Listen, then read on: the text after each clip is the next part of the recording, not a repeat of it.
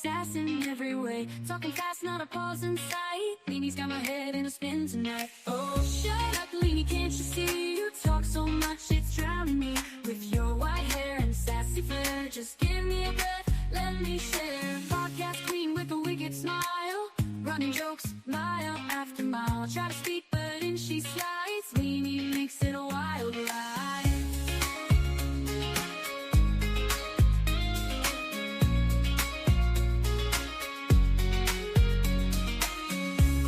With a wicked smile, running jokes mile after mile. I try to speak, but in she slides. Leanie makes it a wild ride. Oh, shut up, Leanie, can't you see? You talk so much, it's drowning me. With your white hair and sassy flair, just give me a breath, let me share. Oh, Leanie, don't get me wrong, can't imagine life without your song. But girl, you've gotta let me in.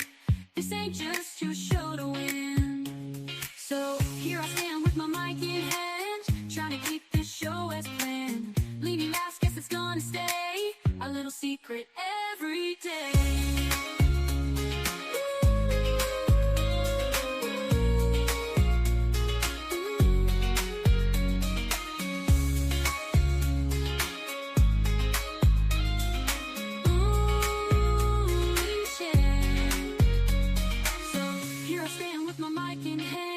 Trying to keep this show as planned. Leanie laughs, guess it's gonna stay a little secret every day. Oh, shut up, Leanie, can't you see? You talk so much, it's drowning me. With your white hair and sassy flair, just give me a breath, let me share. Let me share. Oh, Leanie, don't get me wrong, can't imagine life without your song. But girl, you've gotta let me. This ain't just your show to win. Oh, shut up, Leanie, can't you see? You talk so much, it's drowning me. With your white hair and sassy flair, just give me a breath, let me share. Oh, Leanie, don't get me wrong, can't imagine your life without your song. But girl, you've gotta let me. This ain't just your show to win. So here I stand with my mic in hand, trying to keep this show as planned. Leanie laughs, guess it's gonna stay a little secret every day. So here I stand with my mic in hand, trying to keep this show as planned. Leanie laughs, guess it's gonna stay a little secret every day. Oh, oh, oh, oh, oh, oh.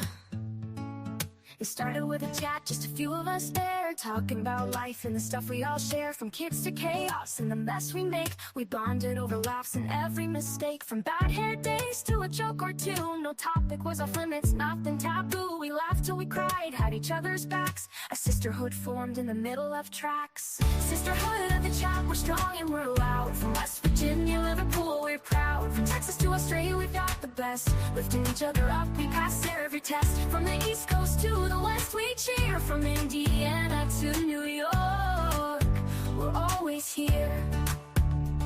From late night texts to early morning calls, we've been through it all, big and small. From talking fashion to the crazy stuff, we've got each other's backs when life gets tough. We send memes and pics of the day gone wrong and the occasional "can you believe this song?" We share everything, no secrets to keep, like a wild dream that we never want to sleep. Sisterhood of the chat, we're strong and we're loud. From West Virginia, Liverpool, we're proud. From Texas to Australia, we've got the best. Lifting each other up, we pass every test. From the East Coast to the West, we cheer. From Indiana to New York, we're always here. From Tennessee, where the music plays, to sweet tea nights and lazy days. From England's hills to the country roads, our sisterhood's a bond that forever grows. Sisterhood of the chat, we're strong and we're loud. From West Virginia, Liverpool, we're proud. From Texas to Australia, we've got the best. Lifting each other up, we pass every test. From the East Coast to the West, we cheer. From Indiana to New York, we're always here. Through the highs and the lows, we've been there. When the world feels heavy, we just don't care. We're loud, we're bold, we're a little bit wild. but always there for each other, with hearts so mild. Sisterhood of the chat, we're strong and we're loud. From West Virginia, Liverpool, we're proud. From Texas to Australia, we've got the best. Lifting each other up, we pass every test. From the East Coast to the West, we cheer. From Indiana to New York, we're always here. So here's to the sisters who make life so sweet. We've got each other, no defeat. From the chat to the heart, it's all the same. We're a sisterhood forever in the friendship game. According to Leanie, the eclipse is to blame. But truly the Lord brought us together, and we'll never be the same.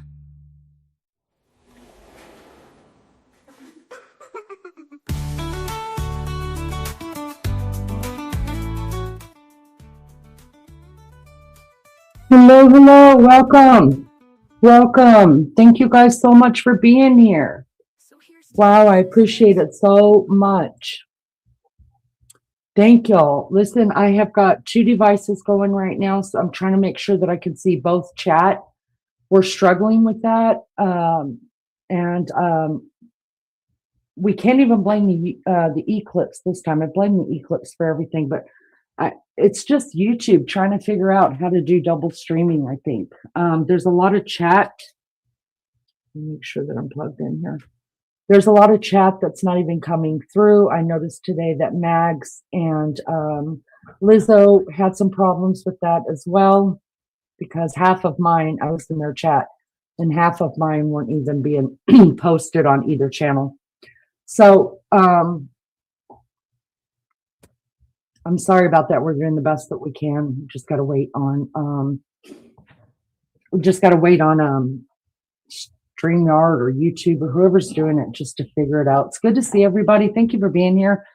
Big shout out to our manager of our channel, that's Lunch Lady. She writes all of our songs here, and we're kind of proud of them. We think we're proud of them. We like them.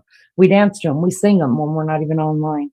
Also, I want to give a big shout out to Maggie and Lizzo for running some really badass lives during the day. You guys keeping this going, keeping us all up to date on play-by-plays that are happening. I feel like this case is ever changing, and just when you think you've got something figured out, and maybe this is it, maybe this is it. It feels like it changes, and it's working my nerves, to tell you the truth. Good to see everybody. Do me a favor, hit the thumbs up or the thumbs down. It matters not to me. I don't know that it makes any difference, but just let the algorithm know that you have interacted with this channel in some sort of way. That's all I ask. You don't even have to sub up when I'm here. Just sub up to Maggie and Liz. Thank you guys. I appreciate it so much. Let's see who else here. I can see this chat.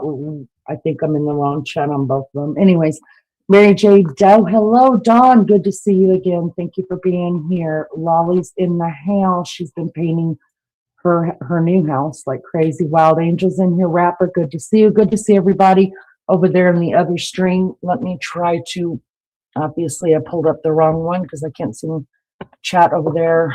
Oh, mercy. Oh, this just sucks so bad. Let's try this one. See if it. See. All right. Okay.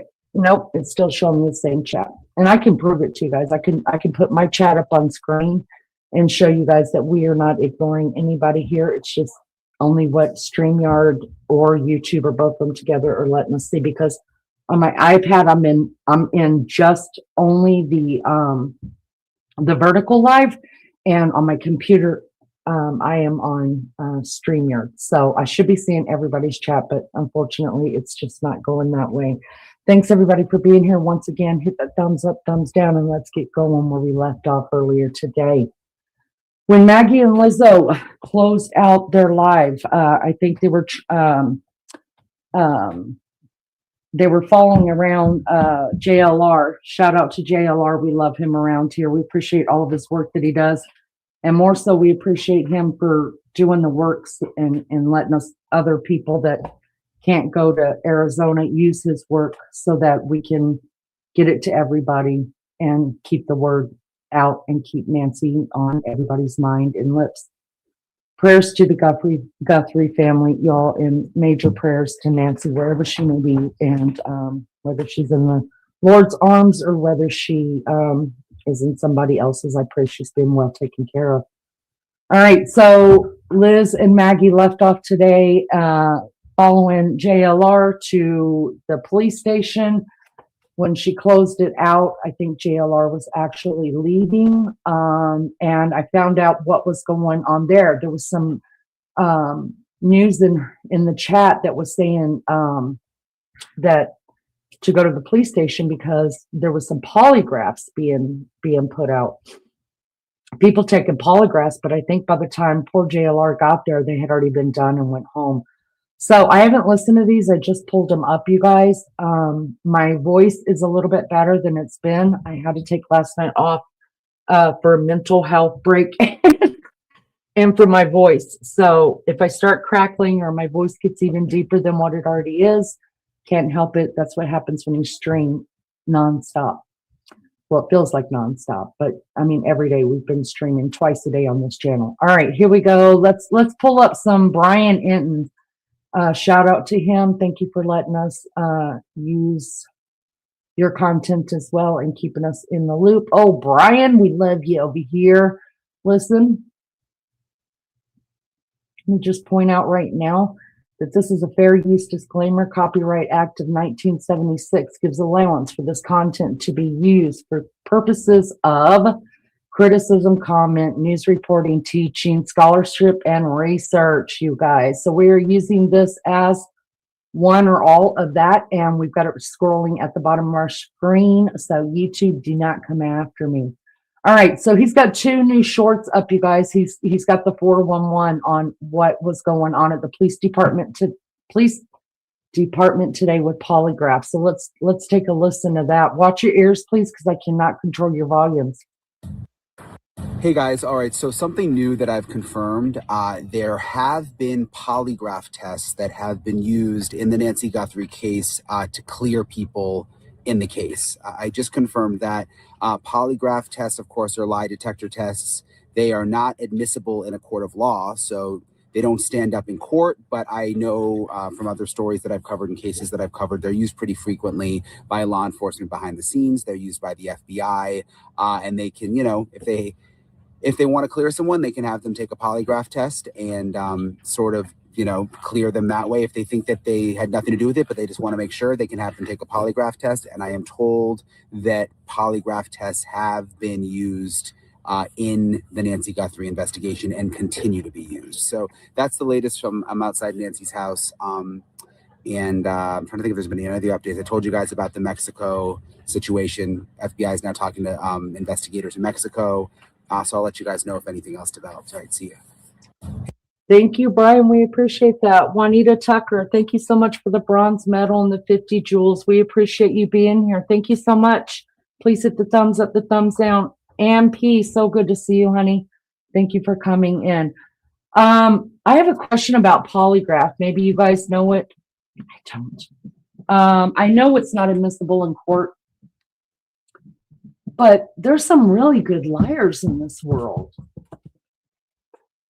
I mean, I guess, and then, you know, I've heard people failing them because of their nerves or what. I feel like I'd fail it. I think I'd fail it if it's on nerves. I think I would fail it. My palms and shit would be all sweaty. Oh, it would be terrible. You guys, I'd be scared to death to take a polygraph test. But if I was innocent or guilty, but I absolutely would do it if it would help move the investigation along. You know what I mean? I mean, all you can do is pray and tell the truth, and hopefully it's read right. All right. So after he posted this one from earlier today, he came back, Brian Enton, that is, came back with an update about the polys. So let me find that really quick. And this one was a little while ago that he posted. So let's see what he Hey guys, something I wanted to point out, my report earlier, you guys saw where I reported, sorry, it's really dark out here, by the way. I reported that that law enforcement is using polygraphs to clear people from the Nancy Guthrie investigation.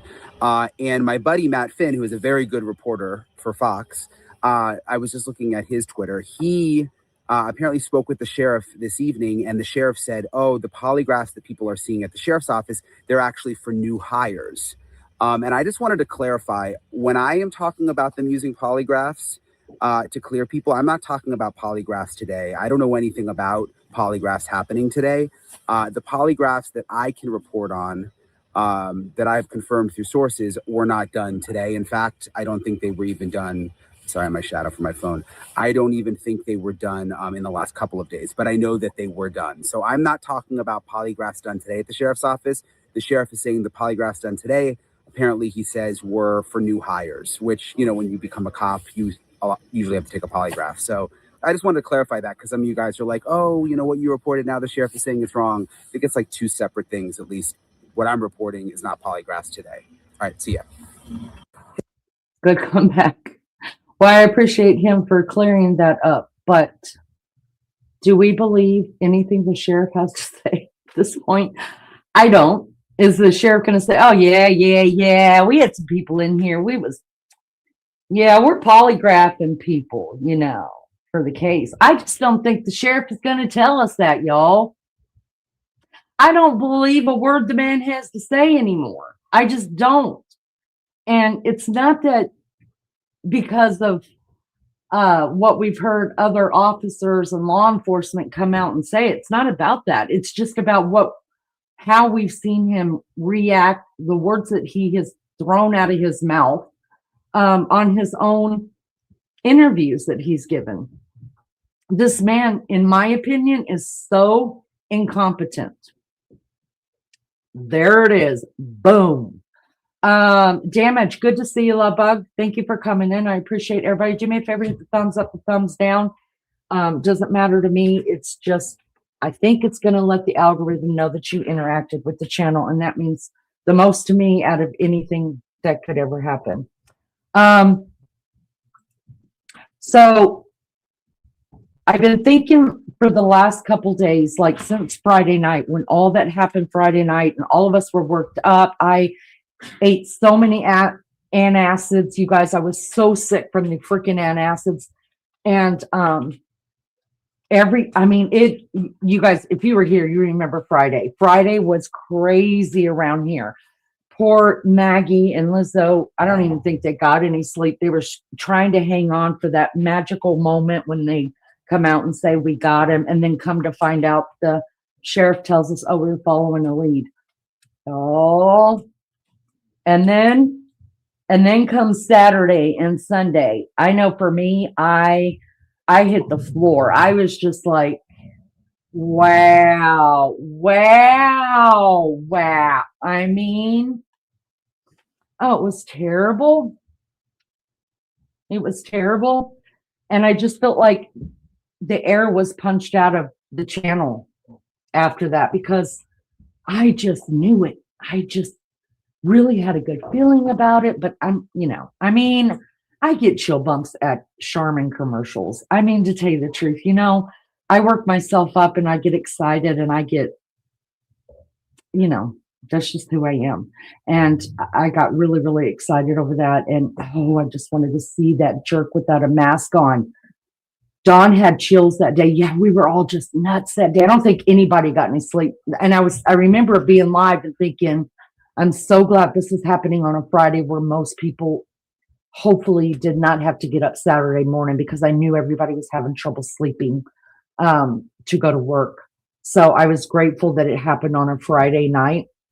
But man, what a gut punch, you guys. Oh man, I was so excited. I just knew we were going to see that face without a mask. And not that I could reach out and punch him or kick him in the nuts or anything like that. But I mean, I'm going to do something to make myself feel better, like cuss him out when I'm staring at him on my TV, and maybe even here too. I don't know. We'll see how I react to that. Protonics works great. I've always got an upset stomach. It's just the thing that came with childbirth. I've just got one of those stomachs. And it reacts to every emotion I have. My stomach does react to every emotion I have. So then I was thinking a couple days ago, we're now all the way back into Thursday. We're almost a week away from that eventful night that we all stood up and just, we're almost a week away. And I thought, you know what? At some point, we're going to have to go back. It's what we did on, hold on, y'all. My puppy is right here. And can you guys still hear me? Puppy, no baby. I don't want him to unplug me.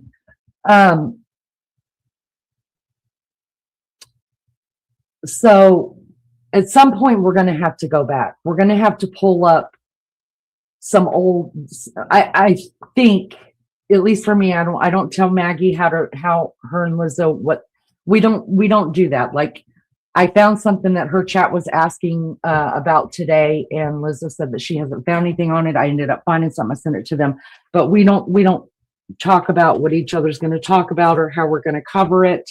And this wasn't even planned, y'all. Just so you know, there was never any communication between me and Maggie, and then adding Lizzo into it that, hey, I'll do the midnight shift if you guys can do the day shift. Little boy. No, you can't have that, buddy. Y'all, he sees that cord plugged into that computer. So if you can't hear me for a minute, that's what happened. I've got a 4-month-old puppy, and he's learning. He's having to learn. But anyways, we do listen to each other's lives, especially the end, because we kind of want to see where we left off. And then when they get off their live, they'll touch base with me. I touch base with them, or usually they'll hear me at the end because they'll come in and just sit in the bushes or whatever, because they're probably exhausted from the night before. But anyway, so that's how I knew where they had left off, because I actually try to stay I try to stay in chat as well when they're running the live. So this is not how it was ever supposed to be. We didn't plan it to be like this. It's just the way that we fell into this, because Maggie and Lizzo are both over in the UK. They're 5 hours difference from me. So them coming on right now would be 5 o'clock and 5:30 in the morning for them. That's just too much to ask you guys. And so this is how it ended up. And I'm so grateful. I'm so grateful that we're able to run 2 different lives so that we can try to reach as many people. All of us work different shifts, have different lives, we're all living in a different hour, time frame. And so hopefully we've been able to reach people and just give them an update on what's going on. Dawn says, I heard somewhere, now I might be wrong, but there was a damaged car in the house that was raided, apparently got impounded, and that Kayla girl got arrested and sitting in Pima County jail. I haven't heard anything about that, but I do know, if you guys remember, I pulled up Brian Inton the day after the raid. He went to the house to go try to get an interview. And then we talked about it. We saw the car sitting over on the side, and I thought it was airbags. Now, other people said, I think they reported that it was actually an insurance company that came and picked up the car, because I think JLR said that there was a wrecker or whatever that was there to pick up the car. So I think Brian Inton reported that he had talked to somebody, and they said that it wasn't the sheriff's doing it. That car was already wrecked, and it was for insurance purposes that they were picking it up. And it made sense because they didn't see any police out there when they were picking that car up. But yeah, it had some severe front end damage. I did send Maggie and Lizzo because I think there's some confusion about who Kayla is. I think I've got it figured out. And you guys, my source is Vinnie Politan. Let me pull this up really quick because I sent it to them. And they'll cover it tomorrow on theirs as well. Let's see.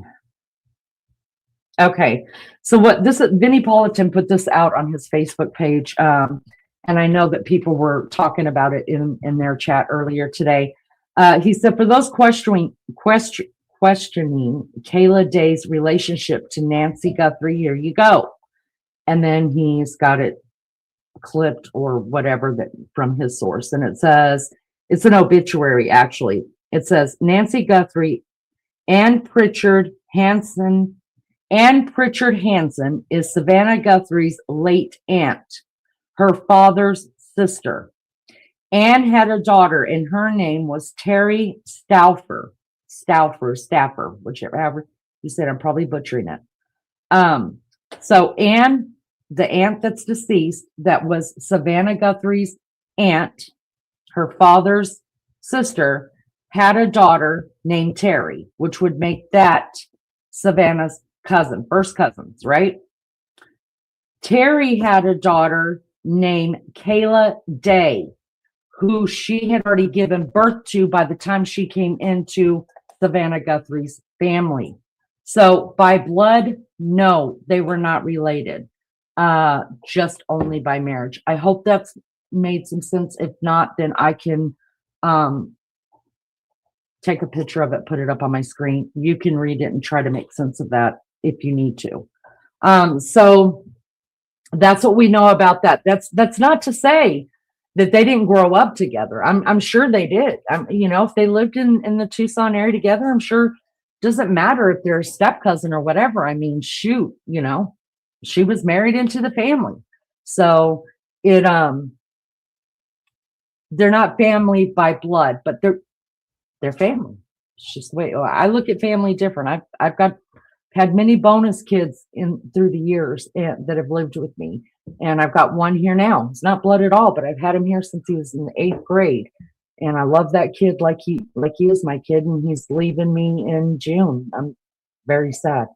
All right, so there is the thing. Now, I don't know if Kayla is in jail. I don't know nothing about that, or they just said that the car that they towed away had nothing to do with the Nancy Guthrie case. That's all I know. That's what Brian Inton reported. And listen, if somebody's going to get the 411, it's going to be old Brian. All right, so I found this. Like I said, I feel like at some point, maybe starting on Monday, we'll get through the weekend. Looks like some weekend things usually happen, unless it falls on Valentine's or whatever, which is the stupidest holiday ever invented. But anyways, maybe something. I mean, Maggie said she feels really good about something happening soon, like something big. She said she feels it, and I'm glad she does, because right now I still feel defeated in this. I'm still like, oh my God, where is she? But I'm thinking if we're still on the slow pace through the weekend, I think Monday we're going to start going back over just the beginnings of what happened in the beginning, what we knew, what we thought, what was thrown out, what has been determined not to be a part of it. A part of this case, they've added to it, things like that. I think we've got to maybe start from word go again. Someone is going to snitch on someone. There's a hope, because I did hear today that the police said that they are not ruling out that there's more than one perp.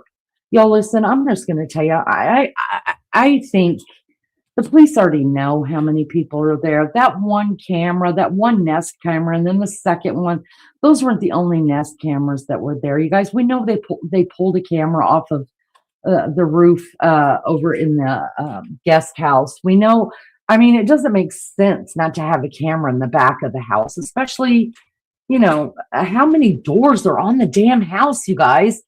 I've never seen so many doors on a house. You can definitely tell that the house has been added onto since they moved into it. Now, they've lived there a long time. Of course, we did pull up when the house was bought, how long they've owned it. Apparently, Nancy Guthrie bought it back in it's a 1969 house, and they've lived there since 72 or 74. So Savannah Guthrie and her siblings grew up in that home. And the reason why I wanted to look at it is because I was hoping it would have, sometimes you can go here in the States, if you're not from the States, you can go to like a realtor app, and they'll have old pictures of a house, right? Even if the house is already sold, like my house that I sold 4 years ago, my pictures are still on that house, even though it says that it's already sold, right? So that I didn't know how long she had lived in that house, though. I found it with Lizzo's help. She had got me some addresses, and we were able to find out they bought it for, I want to say it was it $58,000? You guys, my head is, I've got so many numbers and names and stuff in my head. I'm trying to remember it all, is nuts. But now it's worth 1 point something million dollars. So I mean, that was a great investment. I think I have figured out, I may be wrong, but I think I have figured out exactly where the master bedroom is in that house. And what I got to do tomorrow, I've got a lot of stuff to do tomorrow, but my next thing is to like go and peep on houses that are on her street that recently have been for sale, and which you guys could do it too, to just peep into the house and see what's been for sale. Those houses are, you know, one time they were probably all built by the same builders. So you can definitely tell just by looking at the roof of her house that it's been added onto. So I think if we go start snooping a little bit at other houses in the area, we might be able to glean more information. I really do want to know where the master bedroom was, just in case. I mean, they haven't come out and said that Nancy was in bed. But just in case. I don't know why that's important to me, but it is. Dawn says, that was crazy if what you found on that, especially who owned the house that was raided. Yeah, I found that too. And yeah, I don't want to put their names out because, I mean, you guys can find it too. It's not hard to find. You just go on, you type it into your search engine, the address of the house. It'll bring it up. It tells you the property history. You could see who bought it when and all this other stuff. And yeah. And then we also, you know, looked at the house that Annie and potato are living in, and they're renting. Sometimes I looked through, that's what I went looking for. I wanted the photos of inside the house, just what it looked like and get a layout of it. They've lived there too long. There's no photos. Too long. Not too long. I mean, I'm glad they got a family home, but I'm just saying there's no photos on and I looked through, there's no reason to. I mean, the house is old. All right. So I think on Monday, we're going to go back through and just start again and just, I'm going to go back over my notes and stuff like that and cross out what we know for sure just doesn't fit anymore. Do y'all hear that, my puppy? I'm sorry. Give me just a second, Don. Sorry, you guys, I'm distracted by my pups. So yeah, so Monday, I think I'm going to start that. And then also I'm going to snoop some houses on the internet and try to find if we can find some kind of layout to at least what it was. No, don't be sorry, Don. Don't be sorry at all. I'll let you come up in just a few minutes. I'd love to hear from you. I heard you on Maggie's panel. It was so nice to hear your voice. All right, let me put this out there. This is, I was looking for somewhere that had a timeline already. There's been a couple timelines that have been released already, you guys. And this is the closest that I can find to today's date, which is in the morning now to me where I'm at. I'm in Indiana. So it's 12:40 here. Over in the UK, it's 5:40, and in Australia, it's 12 hours from me, or 14. I can't remember at this time. So maybe the Aussies will be coming in pretty soon. All right, I want to pull this up, Dawn. Since we pulled this up and I read it, you can come on up, girlfriend. But I don't want to get myself sidetracked because I can. Thank you guys for being here. Do me a favor, hit the thumbs up, the thumbs down. It really doesn't make a difference to me. Just let the algorithm know that you have participated with the stream. I appreciate it. All right, let's do this. Let me pull this up, and then we'll get Dawn up here with us and see what she has to say. All right, you guys. Again, fair use disclaimer. Copyright Act of 1976 gives allowance for content to be used for purposes of criticism, comment, news reporting, teaching, scholarship, and research. Y'all, my voice is already going. It's already leaving. I can feel it. All right. Let me get me off. We don't need all that. And then I'll make this bigger so you guys can see it. Let me take that off the screen. All right.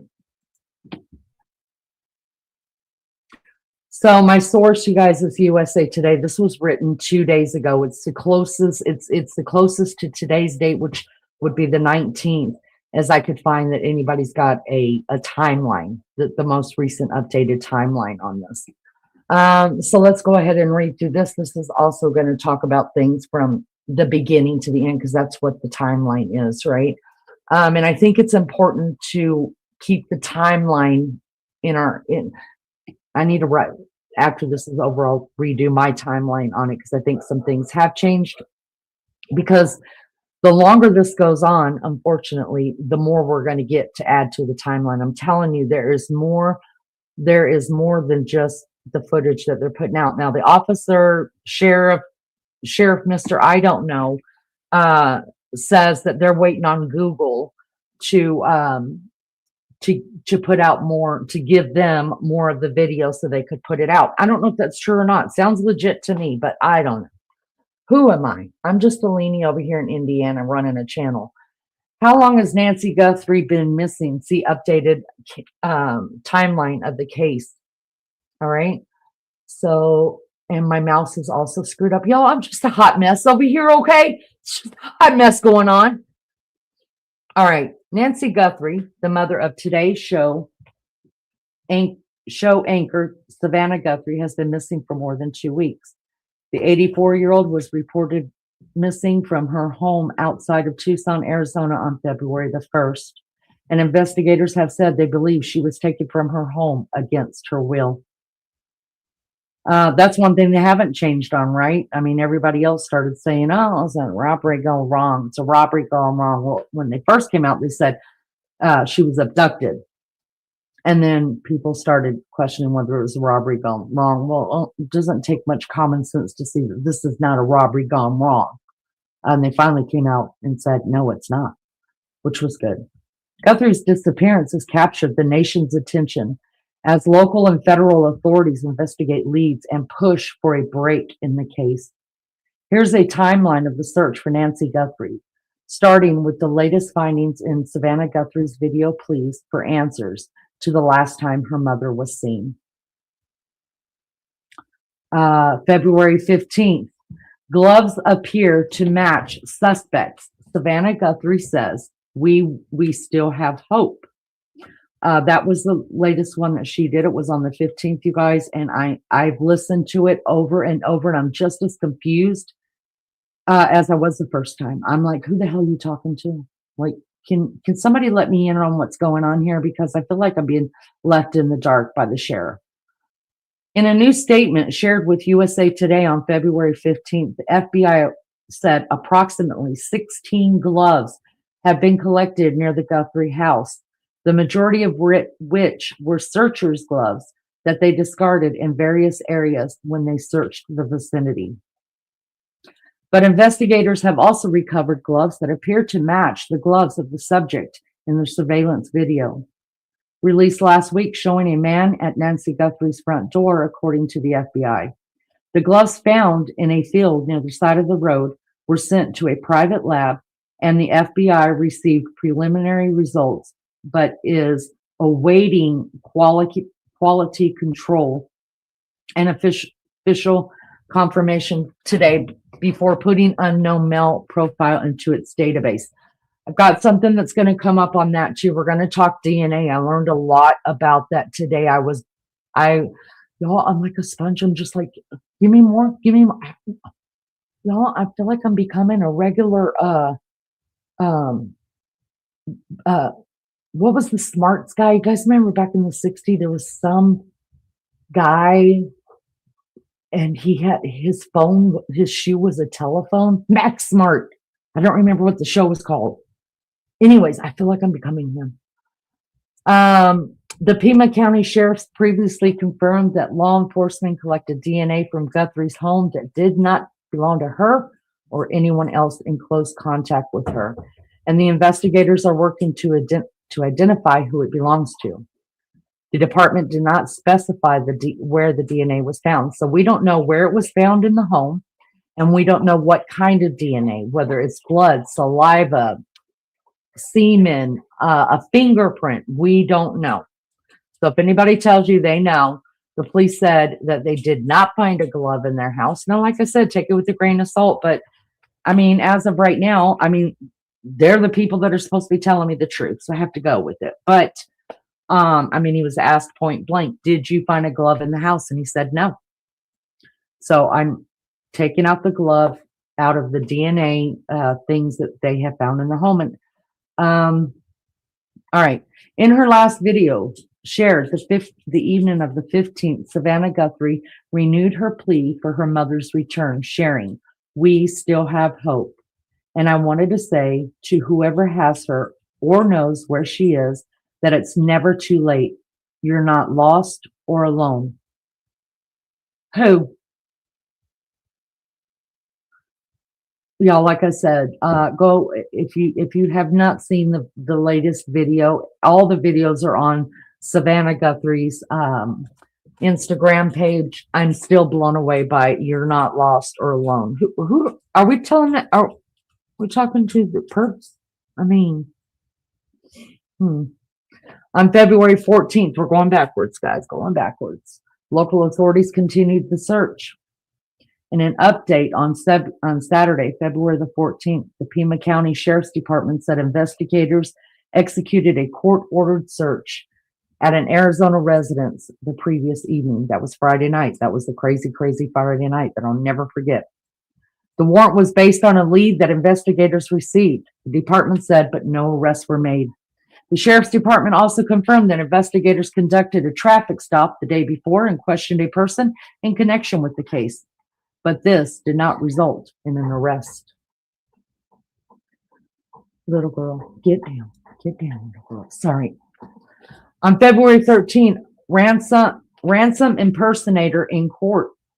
Derek Kalila, I think I'm saying that right. If not, I apologize. 42 of Hawthorne, California, appeared in court on February the 13th following charges of sending a demand for ransom in interstate commerce and making a phone call without disclosing his identity, with the intent to abuse, threaten, or harass a person, according to the U.S. Attorney's Office for the District of Arizona.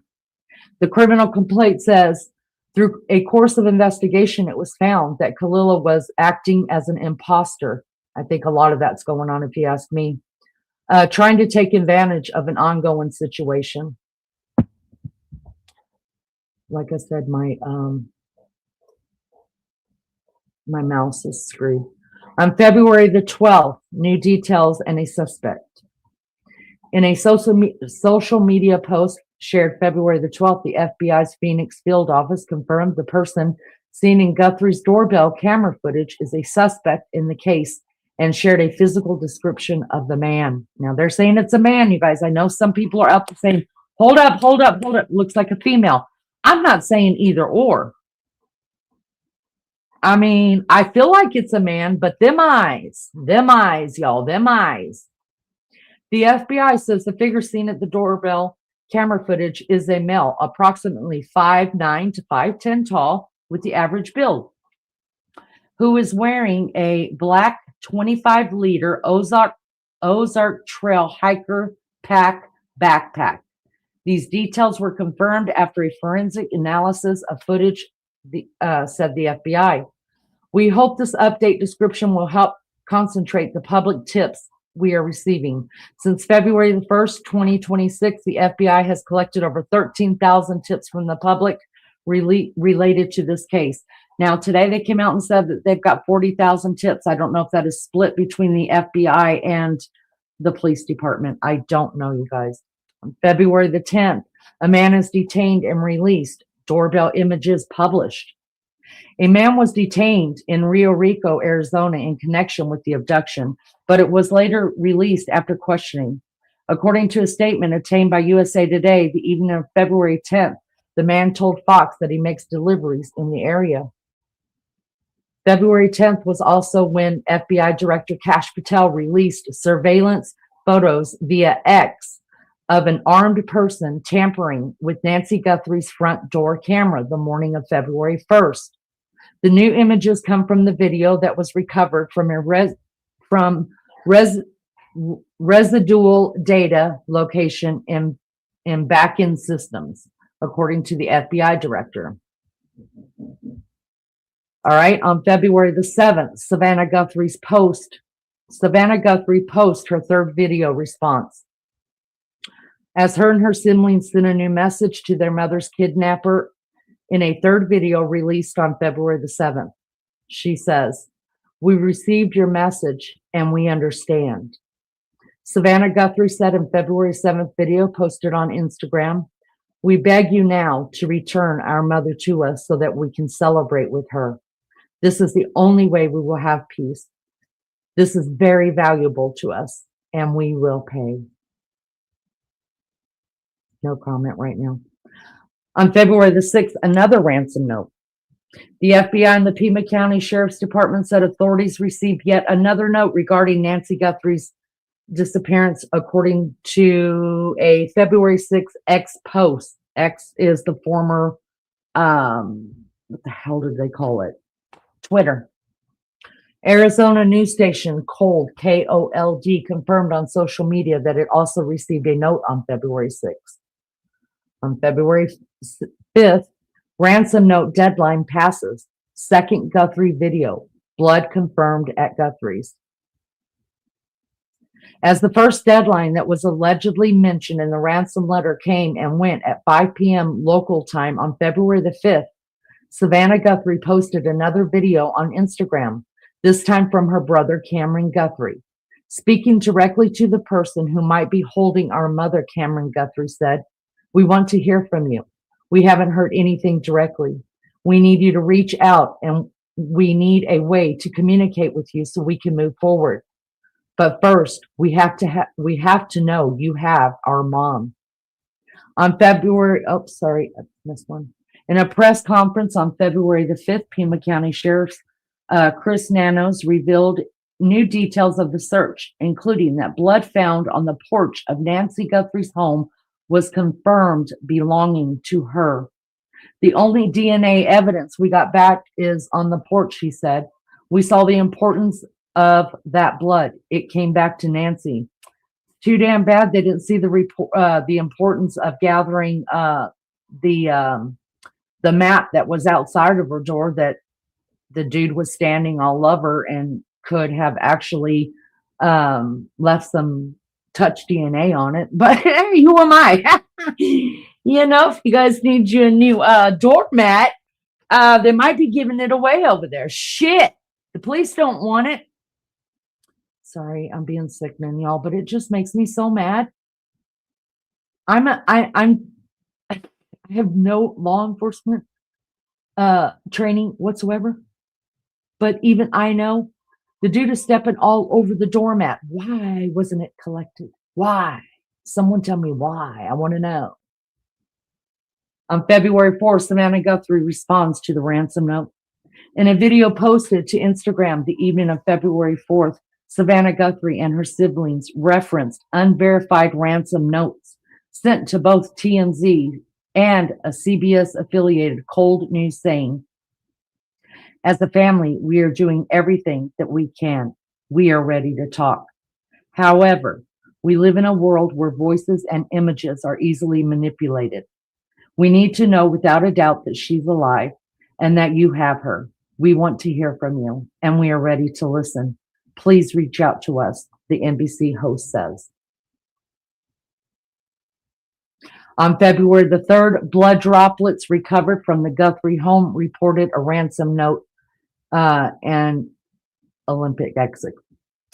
Local authorities scour the scene of Guthrie's home for answers. DNA is recovered at the scene, includes dried blood droplets spotted on Spanish tile entrance at the home on February the 3rd.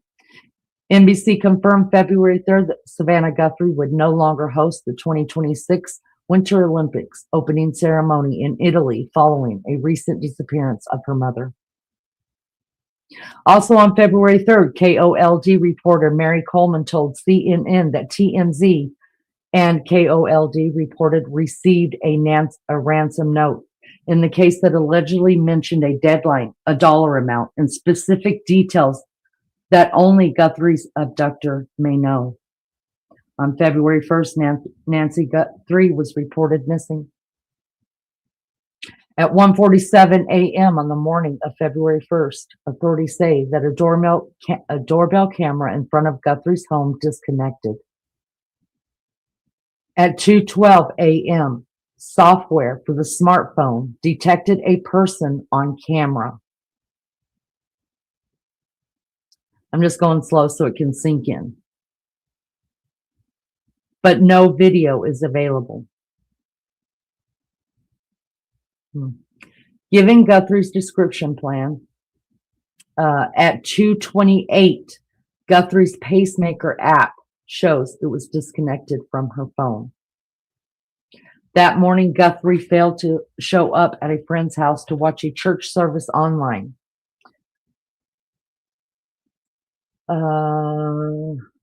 That's just weird, because that's the first I've heard of that. You guys may have heard of that, and I can't see chat right now, but I really would like to know. I have never heard that. I've heard that she usually watched church in her home, but that morning she was supposed to go to church. That's the first time I've ever seen or heard. Maybe you guys have heard differently, and I thought I'm all up on this case, y'all. That she was supposed to show up to a friend's house to watch a church service online, as she normally did. So they called her daughter, Annie, who lives nearby. A source close to the family told NBC News.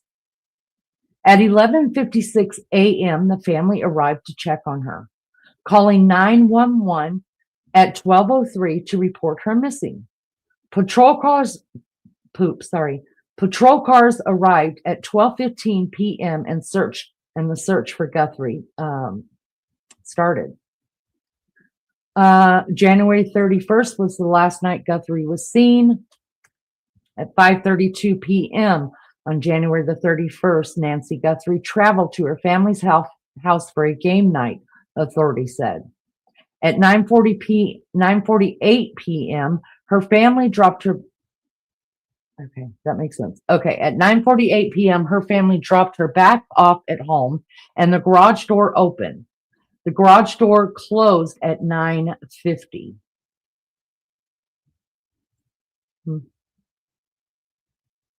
So there you have it. That is it. And I am going to get all that written into my book and get rid of all of the other junk that I have. That is the latest. That's the latest timeline that we have on it. Hi, everybody. Thank you so much for being here. I appreciate it so much. Cooey Lulu. Hey, Aussie True Crime. Good to see you guys. Thank you for being here. I appreciate it.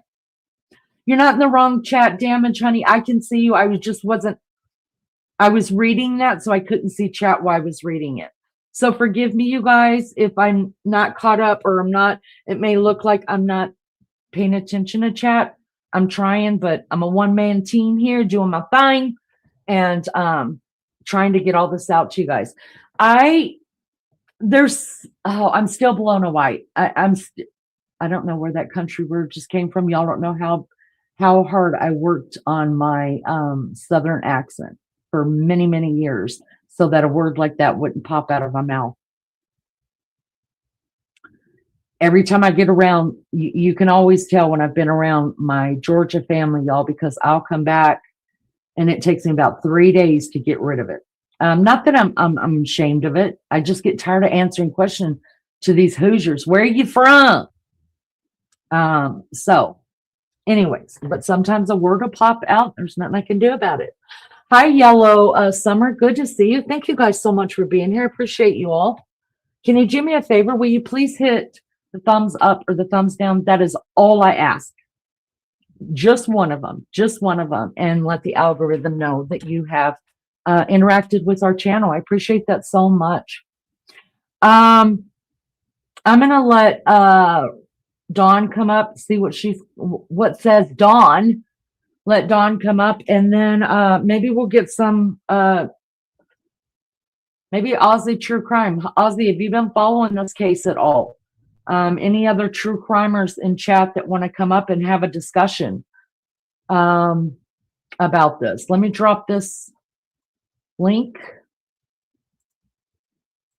It'd be nice to talk to some other people that have covered this or been just following it, and give me some input on it. There's a link. Follow the prompts. If you don't want to show your face, make sure your camera's off. If I don't know you, though, I will put up an overlay because I've been porn bombed before, not on my channel because I'm on to that stuff. I could sniff it out. I kind of know when it's happening. So I left him in back chat, so I pissed him off, and then he porn bombed me.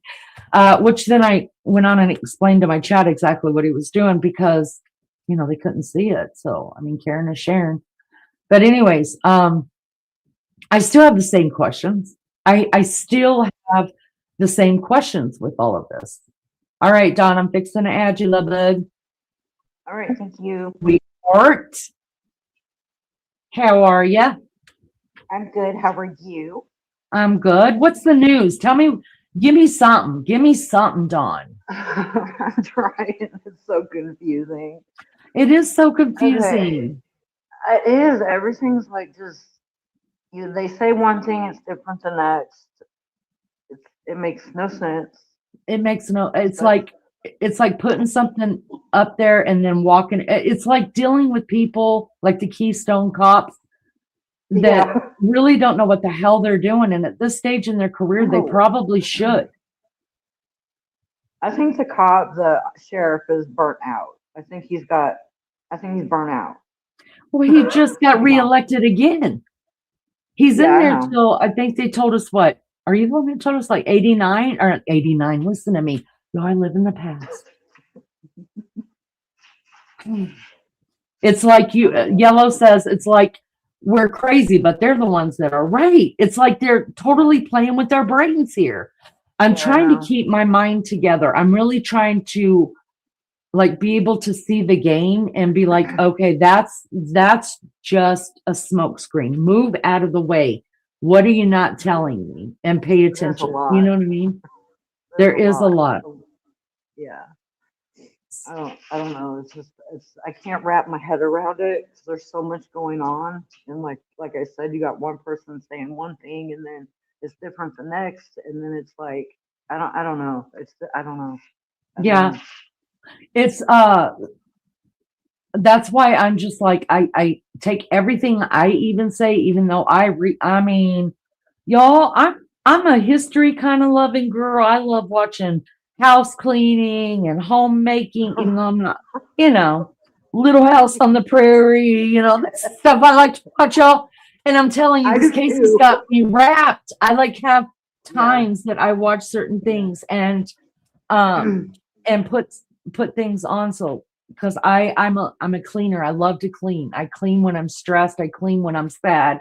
I clean when I'm happy. It's just a ridiculous cycle that I put myself through, but I really do love it. And this case is making my house go dirty. I do. Because I'm trying to research. We try to put out factual information and then also check ourselves. So if we put out something that's wrong, we have to come back and say, guys, look, I'm so sorry, and explain it on the next live. So we're really, really trying to only state the facts and then let people know this is speculation. This is what I think, It's probably not true, but it's what I think. Yeah.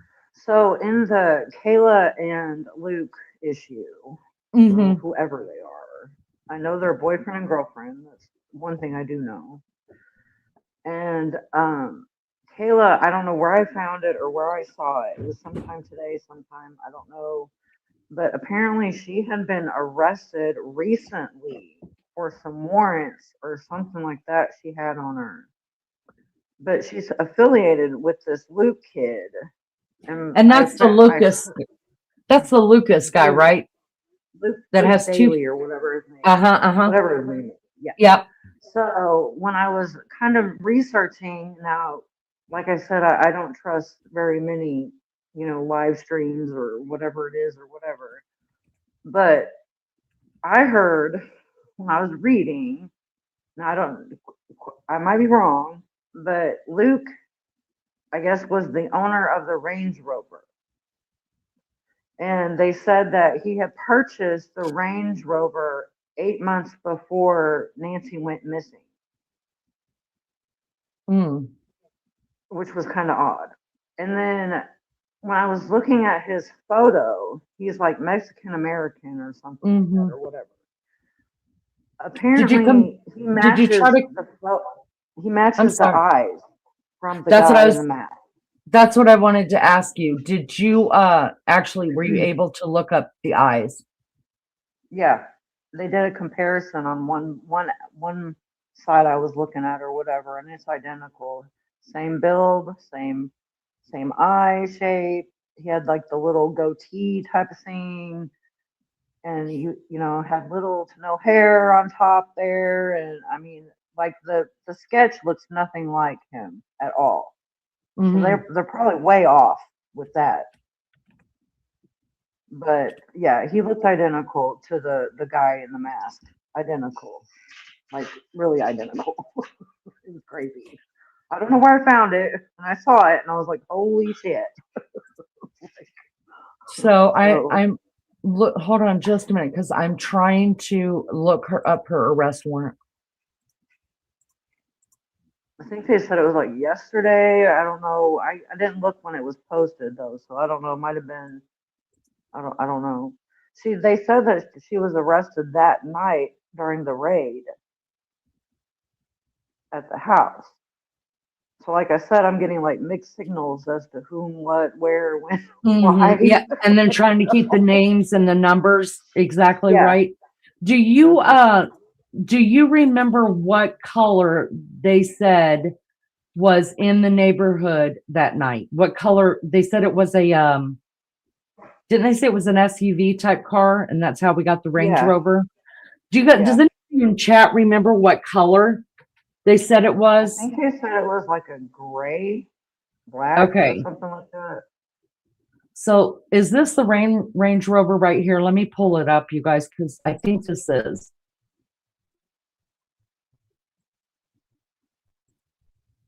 Can you see that? Let me make it bigger. Is that a Range Rover? I can't tell by looking. Hi, OxyClean. Kind of. Let me see. Hold on just a second. Let me read this real quick. I think that's the Range Rover, but I don't know cars just by looking at them like that. Yellow said, nicely said. It's what you think. I can back this up with facts. Love to hear it. Love to hear it. Yellow Summer. My place right here. Okay. So conspiracy theories are wild, and by the thousand from people who don't know nothing about nothing. Sorry, that sounds like my brain. I don't know nothing about nothing, but need something to do than chew their own cud. Oh, that's a Southern person right there. Chew their own cud. You from the South. Oh boy, he bought a Range Rover.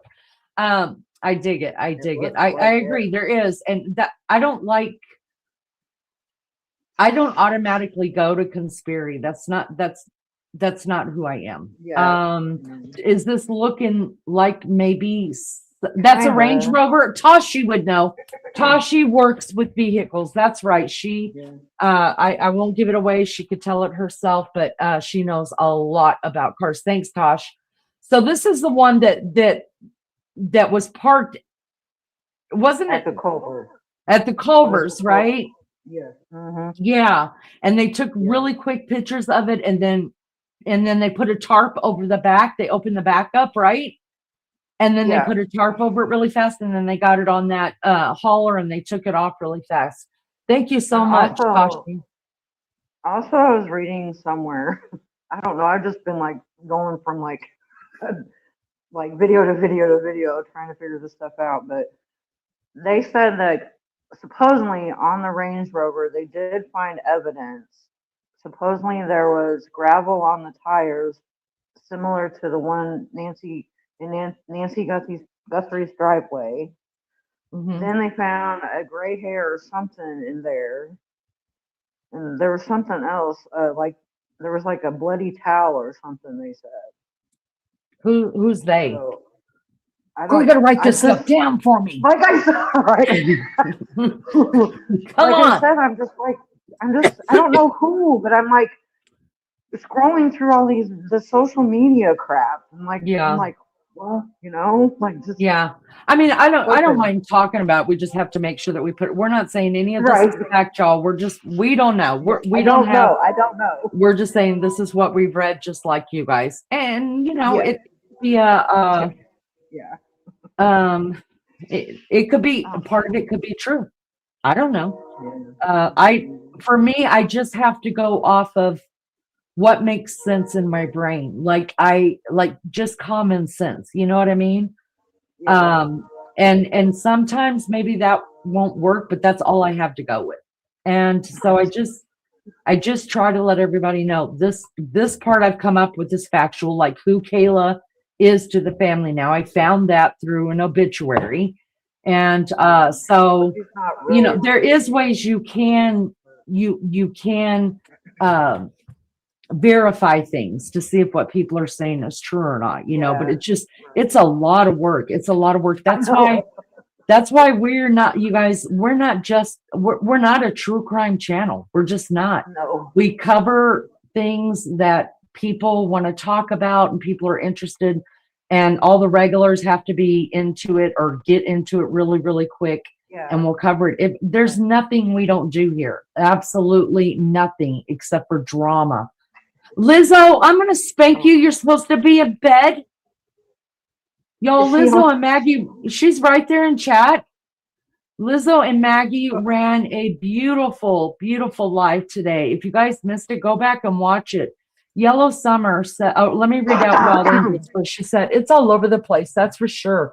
Coming from different directions. People are kind of got two versions of what they believe.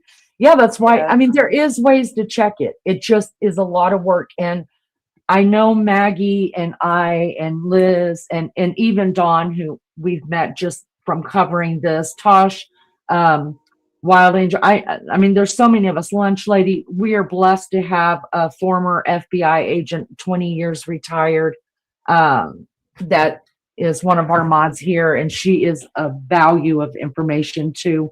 And Mary Jane Doe, there's hopes that go. There's so many of us that are over in our Discord, you guys. And anytime anybody finds something, we just drop it there in Discord, and then everybody takes a look at it, gives their thoughts on it if they've got time or whatever, and then we bring it to you guys if we know for sure you haven't seen it yet. Sometimes we might duplicate things, but all we can do is try, y'all. We're doing the best we can.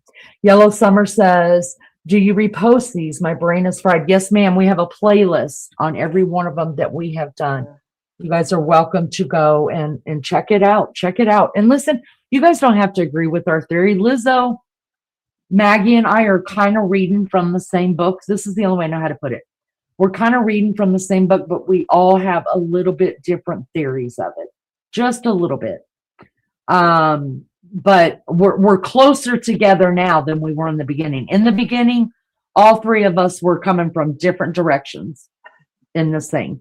And now, because we have been able to prove some things and then take some things out that we know that we just picked up along some kind of social media somewhere, we're coming around. But are we 100% believing the same thing? No. And we want the same from you. If you can't get on board with how I think of it, I'm not offended at all. I love hearing people's theories. That's how we're learning. Because I may not have thought of everything that you thought of. And if you give me something to chew on, I appreciate it. Mm-hmm. Do you think Savannah has more information than what we got, pretty much? Her being the first one to know what's going on. Oh, yeah. They have to run everything by her anyways. I mean, and a lot of it could be a lie. And they tell her, look, you're going to be like, you guys are lying. Yes, we're lying. And it's for a reason.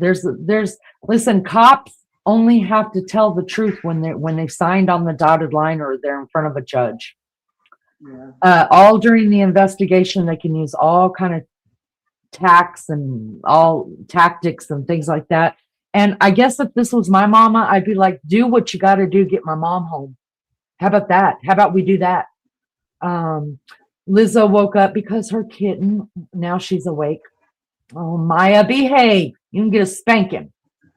Yellow Summer says, reading from a book, that ain't the playbook, right? Damage says, so is tomato cleared or not? Listen, first they were telling us that nobody's cleared, and then they came out and said the family's cleared, and then they said, well, they're kind of cleared. Nobody's kind of cleared. We don't know. Listen, we're dealing with the I don't know sheriff department. So as far as I'm concerned, nobody's been cleared. Nobody. How could you? How can you clear anybody unless they got an ironclad? But they have the sheriff finally come out and said, yes, all of the family and their spouses, but people are hearing that report two different ways, kind of like he's holding something back. Fucking hell, nobody knows. Ladybug just got in. What's new? Appreciate your time and efforts. Help us get the pieces of the puzzle. We all need to use our own discernment. Yes. Thank you for saying that. That's with any news source. That's right. Because just because I put it out, don't make it fact. I try to be factual, but I also have a brain too. So if I think those police ain't telling us everything, I'm telling you, Mark, write all the shit down, you guys, because I like to be right sometimes. I think there's more video. Well, I know there's more video because I could see it spliced on the front. Yeah. I can point out 3 different places on the video that they released where things are cut out of it. So I know that, but I'm talking about there's other cameras they haven't told us about. I wholeheartedly believe that 100%. And I've been saying since day one she's in Mexico. So I'm really glad to hear that it came out today that the FBI is in talks now with the Mexican government. Why that wasn't done in the beginning, being that close to the border with everything that's going on in our country right now, that should have been priority. In my opinion, I could be wrong.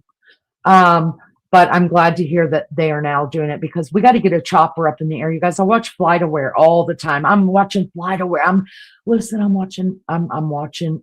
My house is dirty because of it, and my poor husband has to eat out with his colleagues because I'm like, dude, I got no time. I got no time for that. So, anyways, we got to get a chopper in the air. There was only one time that I watch FlightAware a lot, and there was only one time that I actually seen a chopper flying in a circle. And now I believe that was when they were doing the search for the pacemaker, right? John says, we're going to Mexico. You're sure we're all wrong? Could be right on, John. Yeah. Could be. What's your theory? I'd like to hear it. I'd like to hear what you have to say about it. Absolutely would love it. Lizzo says, tomato is chuffed. Y'all, that's English talk for screwed. Okay. He's the prime suspect, Lizzo says, and Lizzo's in the know, y'all. OxyClean says, today, y'all, the sheriff's department had people do lie detector tests. As a former PI, I would love to hear all about this, would take the test, especially with the Pima County Sheriff. Wow. Well, we played that when I first came on. First, Brian Inton came on and said that they were doing lie detector tests. He didn't say when, even though we know a lot of the media was out at the sheriff's department today thinking that maybe some of the family was taking lie detector tests. And then he came back on later tonight and said that he talked to the sheriff's department about who was doing lie detector tests, and they said that the lie detector test didn't have anything to do with the Nancy Guthrie case. They're doing their new hires. Now, I just got to say, do I believe him? No, because I don't believe anything he says. And he's allowed to lie to me. And then I'm when he retires, I'm gonna punch him in the face because I don't need to go down with police brutality. Y'all, you don't have to be sorry, Oxy. That's no big deal at all, honey. Not a big deal at all. Ladybug says, I heard a report they found that someone had Googled Nancy's address prior Really? I heard somebody saying something like that, but I had walked out of the room just that somebody had Googled the address, and I was like, oh, fuck, I Googled the address. I've Googled everybody's addresses. Believe you me, I'm looking at all those houses on that street, y'all, and I'm not done. So I didn't know what they were talking about, but prior to her being missing, that's a little Yeah, crazy. Why would you I need to know remember them that? saying that. Yeah, I remember them saying that. Summer, are you from the Aussie side of the world? Because I got one of those too. Crikey. Crikey.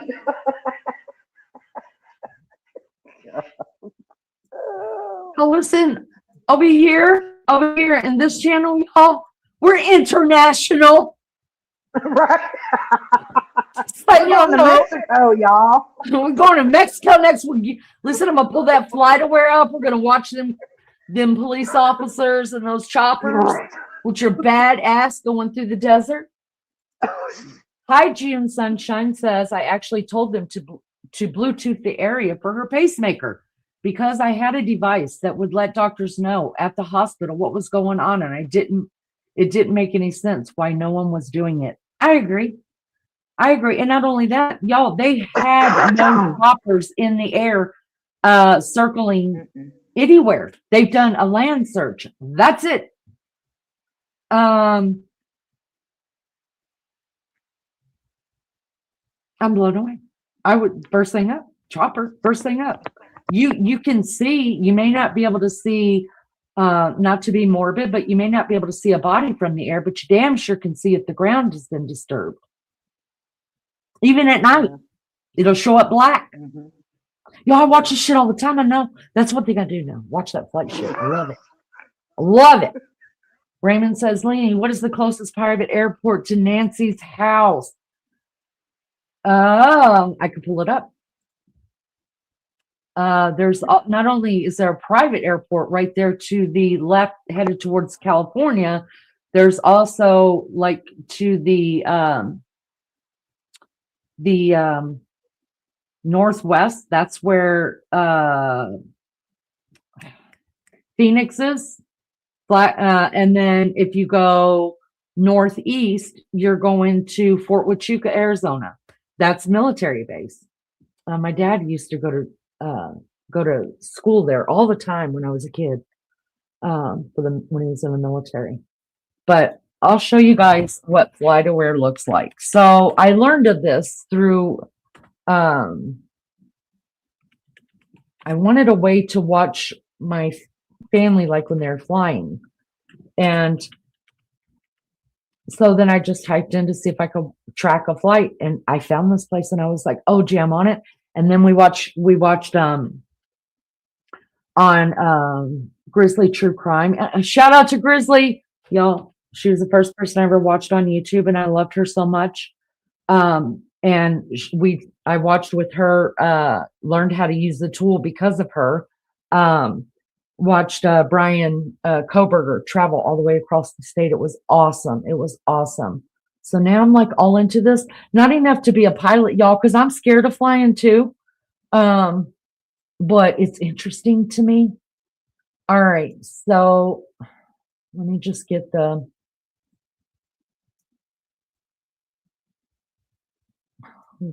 hold up. All right. Let me go back over here. I heard somebody pop in. Nobody popped in. Oh, that's me. Whoever popped up on panel, I didn't see you do that. You'll have to come back. So I'll stop that. Let's bring up this. All right, let's bring up the Tucson airport. All right. When you bring up FlightAware, it's going to kind of look like this. You could punch in a flight where it only shows you. Let me make sure it's big over here so you guys can see what I'm doing. Take this off the screen real quick. Give me a second. All right. So when you pull up FlightAware, it's going to look like this. There's not much going on over Tucson right now, right? But if you click on, so I could tell by looking at this one, this is an international flight. This is a smaller, this may be military. Let's see. So this one took off from Phoenix, airport at 10:42 last night, and it's arriving in El Paso, Texas. So that is a smaller plane. If you scoot down, it'll get you all kind of stuff. If you look down here, it tells you how fast they're going and what their altitude is. Y'all, it's so good. So good. Tells you what time it's due to land and stuff like this. So anyways, well, you just click back on, let's see. Come on. You just go backwards. All right. So not much happening there, right? But you could tell by looking at the planes, exactly, like this is one of those big ass planes. This is a little bit of smaller plane, but look right here. Let me show you. So right here is Tucson. This is the Tucson airport right here. All right. See, this plane took off from Tucson going that way. These other planes are going flyby, but check out these. These are choppers. These are the choppers that I'm talking about. This is what I'm looking for whenever this is what you're going to see if they're police choppers. Okay. This chopper, see what it's doing? So this is over it came out of DVT. I don't know what DVT is. Denver? Is that Denver? So to me, it looks like they're looking for somebody. See how it's twirling and twirling? Can you guys see that? No, you can't. Okay, hold on. I gotta bring that up. Hi, everybody. Thank you so much for being here. You guys do me a favor, hit the thumbs up, thumbs down. I appreciate it so much. Let me show you guys this. This is what I'm looking for when I tell you I'm going to fly to where to see. I'm looking at a chopper, right? Okay, this chopper came out of DVT. I think that's Denver. And see how it's doing all these kind of things like this and like this. To me, this is the owner of it is City of Phoenix. You see how they're jumping up and down? So the yellow is how fast they're going. See, they're going slow, then fast, and up and down and up and down. And then they're keeping an altitude. Your green line is your altitude. And listen, y'all, I sound like a fucking pilot. I should be getting paid more. The hell? Anyways, they're keeping an altitude of about 2,000 feet. We know that's pretty low. So to me, this flight looks like they're actually looking for somebody. They're in the Glendale area around the Phoenix area right now. They made a little loop-de-loop and now they're going back. The other thing that this thing could be, this is the aircraft. It tells you what type it is, how fast it's going, 133 miles an hour. It's at 1,800 square feet. 1,800 feet right now, you guys. And then you come down here and it tells you, it departed out of Phoenix Deer Valley at 10:01. Okay. And then it's got past flights on here. This is a really, really cool tool to use. But like, let's just say we were watching the Cavalcante. I use this a lot when we were watching the Cavalcante thing. And y'all, they had cops up in the air the whole time, right? And you just knew it that they were looking in a certain area because it would just go round and round and round and round. And I was getting all kind of dizzy and shit. At least this guy's coming out and going in and coming out and going in and all that stuff. But you can actually see where he is backtracking. So either they're looking for something up here, y'all, which that's what that tells me, or it could be a school flight. My bonus child who lives with me now, he used to do night flights for his piloting school as well. So there you go. That's what I'm looking at. Okay. I see what happened. She dropped down. Oh, I'm hot. Gosh, I'm hot. Bye, Summer. She's in France. Wow. Love that. Ashley Vanfield did a video about it, Mary Jane Doe. Thought they were in Arizona. What are you talking about? I'm sorry. Let me go up. I've looked on Google Earth over the surrounding area. That's a really good thing to use too. Because you could get right in there. You could get right in there. Also, if you use Google, is it Google Earth, the driving Google Drive or something like that, they'll put you in a little Google car, y'all, and you could just drive down the street, putt. You don't get to pick your car, you guys, and it's usually a yellow car, but that's always fun too. Just drive on down that street. But you have to remember with that the houses and the neighborhood that you're looking at could be no less, I mean, no more than, no less or no more. It's probably no less than 6 months old. Because it takes that long. I mean, you figure we get these images and we get the Google little car from our satellites, you guys. So, but it's cool to do the Google car as well. I'm a pilot. They could have flown here to Mexico. Oh, I love pilots. Think y'all are so cute and your little hats. Pilot has never talked to me before, so I feel honored. I think the issue was the person in Mexico and had Google Nancy's address he said, so the guy who Googled it is in Mexico? How'd they find that out? Wow, that's some really great investigating. The satellites can see the Earth, but not what happened to Nancy. Y'all, that's right. It's going to be old. So like if I gave you my address right now, which I Google it all the time. I don't know why I do stuff like that, but I do.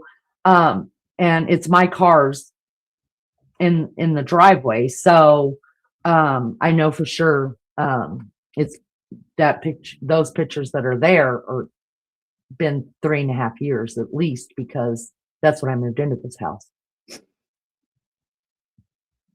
Ashley Banfield did a video. I still don't understand Mary Jane Doe. I went up. I thought they were in Arizona. They're in Arizona. What are we talking about?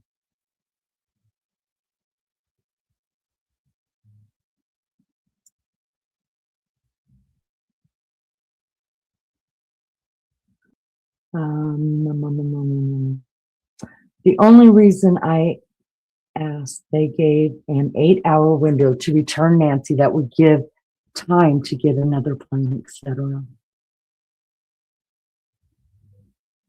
Yeah, isn't that a thing?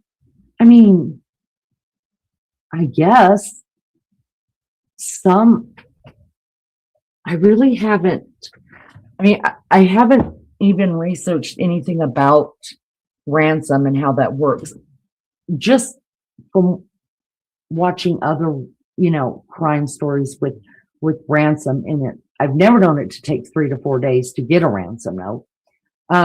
Usually they'll either leave them behind or you'll have a way to contact them, or they're going to tell you exactly what time to be ready for their phone call. But I've also never known them to give an exact hour like that of when they would have her back. Isn't that weird?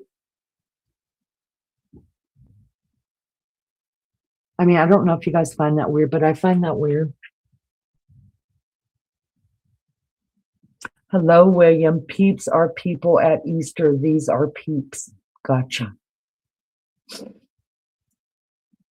No, it was from Arizona, not Mexico. Oh,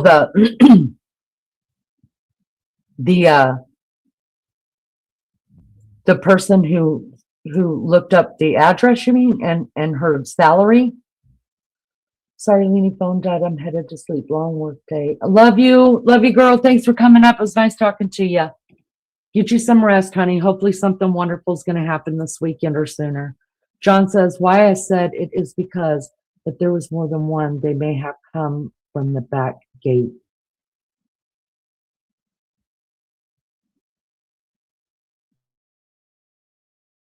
Yeah, she lives on almost an acre of land. Now, the acre, it would be, the full land. So her land she could have more land side to side than front to back, right? Like mine, front to back, I live on an acre. Mine goes front to back, right? So I have more land going from the street to the back of my property than I do side to side. So, they could have come from, who knows, right? That's so good. Ladybug says, if she's no longer alive, they would have disposed of her body immediately because of the odor. That would not be transported, just stating the obvious. I agree, Ladybug. And you know what? I'm going to say until the sheriff pulls me off the fence, because I'm sitting there. I believe I believe she was killed in her home before they ever took her out. That's just me. OxyClean says, I think you're saying TMZ gets a ransom letter almost daily. Well, they did come out, you guys, and they did say that Harvey Levin, who owns TMZ, came out and said that if they get any more ransom letters, they will not report on it. Why do you think that is? You think they're getting a bunch of bad publicity? Bad publicity? Y'all, I would trip over my own tongue. CR says, hi, welcome. He says, someone did not want Savannah in the Olympics. Listen, I've heard that too. Hi, Melly. Hi. Who knows? And we've also heard that, tomato, Tabasco, tomato, that he went to Italy with his family. I don't know if y'all heard that. I haven't seen any factual information on it, but I've seen it all over the place that he went to Italy. And the reason why he went is because it was already a paid trip with his family.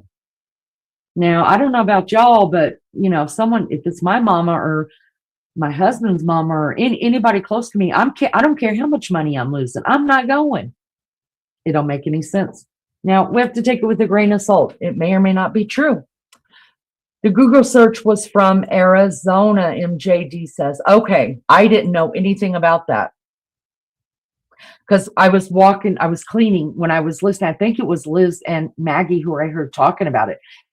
No, it was somebody else I heard talking about it because I was like, I Google searched him. Is that against the law? You know what I mean? I knew they weren't talking about me. I'm just this little person over here that nobody cares about. But I don't think that's against, if it was against the law, then. But to do it a couple days before, y'all, they need to follow up. Obviously, how would you know? How would you know someone did a Google search on that unless you have got the device? And is anybody here great with electronics? How would they know? Can you pull that just out of the cloud, like pull in an address, who all has looked up this address when they looked at this? Could they do that? I don't know. I would have thought they would have had to have the device, but I guess nowadays you don't even have to have a device. I mean, it's all up there, right? Weeks ago, they said when they got the money, it would take 6 to 8 hours to return Nancy. That's why I think she's in Mexico. I have always thought that and I hope I'm wrong. I do. I really do hope I'm wrong. But I've always thought that the ransom was just a cover, and everybody else is copycatting it. The original ransom was just a cover to get her over the border. I think she passed away in the house. I think not passed away in the house. I think she was killed in her house, and then I think they took her over the border. And I hate to say it, but I don't think she's going to be found. I think they've waited too long to get in touch with the Mexican authorities over there. And I mean, I think whoever did it at this point has something to do with money and them getting some type of money out of this.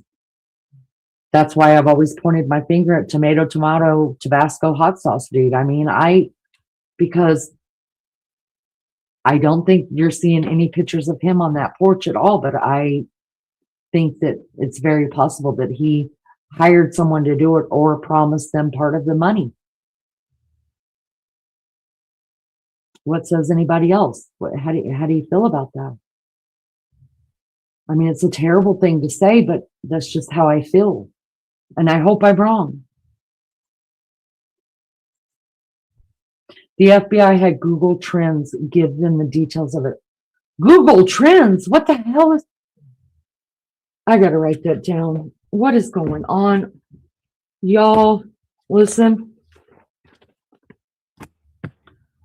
I had to have my baby child. So, not that anybody cares, but I'm just going to tell you for a second. My oldest granddaughter had her first college visit today. And my baby child, who is graduating from college, in 2 months, took her for her first college visit in another state. And I wanted to give them money to be able to eat because it was going to be an all day trip, a couple hours to get there, a couple hours to get back.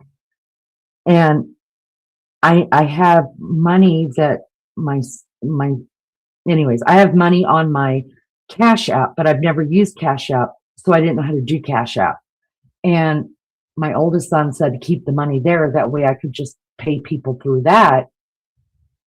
Because I always try to like keep a 20 on me or something like that. He's like, Mom, everybody's got Cash App. So if you want to send somebody money, just send it to Cash App. I was like, oh, okay. Well, I didn't know how to do it. And my baby child had to send it and teach me how to do it tonight. So I'm going to have to think.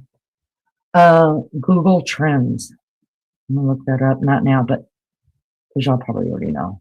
I'm going to figure out what the hell that does. Raymond says, we are looking for her here and she's gone. Raymond, so are you in Mexico right now? And if so, if you are in Mexico right now, or wherever you're at, whether you say we're looking for her here, that to me says Mexico, or it says Arizona maybe. Do you believe she was taken over the border? What says you? I mean, I would think you would know if you live there. Hi, Pam. I thought he was involved from the very beginning. Thank you, Pam. Thank you for coming in and giving. Listen, it's the only thing that makes sense to me. If there was me, and that was my husband, if my mama was missing, y'all, and my husband was, his name was going around and whatever, do you think that I'd be sitting in a house covering my face up and not letting people see me? Oh, negative, negative, negative. And I'd have my husband's ass out there on the street corner talking to JLR and to According to Leaning, because why hide if you got nothing to hide? I'd be like, do what you people have to do. Here I am. Here's exactly what I was doing. You guys go figure it out. Let's all go together. Let me take you to everywhere I've been. We'll get the security cameras. You guys all do your online investigating. And then can we get to the real people who took my mother-in-law? It's just weird to me when people go like stealth. I don't like it. I don't like it at all. I mean, face it head on. That's what I say. OxyClean, my investigator daughter said she has some new info. I gotta go. I will try to get back later. Thank you so much, OxyClean. Let me know. Keep me in the know. I want to know. No, I'm a pilot out of Kansas City. Okay, so you guys are looking up there. Well, let me ask you this. If you're a pilot out of Kansas City, what would happen if, say you owned a plane, right? Just say you owned a small aircraft or a chopper or something like that. Could the family hire you to just go out and do a grid search? I mean, they got the money. If you had money, wouldn't you hire someone to take you up just so you could see the area yourself? I don't understand what is happening. I mean, I have put myself in this situation many times and tried to imagine having $8 million. And I say $8 million because we know that's what Savannah Guthrie earned a year. So I'm trying to put myself there with $8 million. What would I do to find my mom? Okay, first thing I'm doing is I'm getting in the air somehow. We're going in the air. Secondly, I'm going to every neighbor I know. And I'm like, y'all, mom's missing. Let's go. Right? So I'm in the air while other family members are taking these searches on, right? They don't have to go to the crime scene. Let the police handle that. But we're walking this desert, y'all. We're walking this desert. And the minute I get word that you need 6 million in Bitcoin, where do I sign? Where do I sign? Listen, I've lived 56 years so far. I'm 56 years old. I think I could live off $1 million for the rest of my life, even if I had 20 years to live, because I've worked my whole life. I know how to budget. I wouldn't go out and buy a new house and a new car and all this shit I don't even know about. Now I'd get me some more golden retrievers and retire on a farm. That's all I want out of life. So I guess I'm having trouble. And look, I'm not victim shaming. I'm not trying to. I'm really not. But I don't understand the process of the family. I'd be on every news station. You guys know the Idaho 4. Everybody knows about it, right? The Gonsalves family, the parents came out and said that like Brian Walsh, who was Adam Walsh's dad, and somebody else, who was it? John Bonet's dad. People calling him all the time, right? And they said, whatever you do, the police are going to tell you stay out of the media. Don't stay out of the media. Keep talking, keep talking, keep talking, because that's what they told them. And look where we're at with the John Bonet Ramsey case. Imagine if we had the internet back then. And unfortunately, I mean, it took DNA to solve Adam Walsh's murder. But listen, I would be in front of every camera that would have me. I would spend every resource, and I beg you to help me.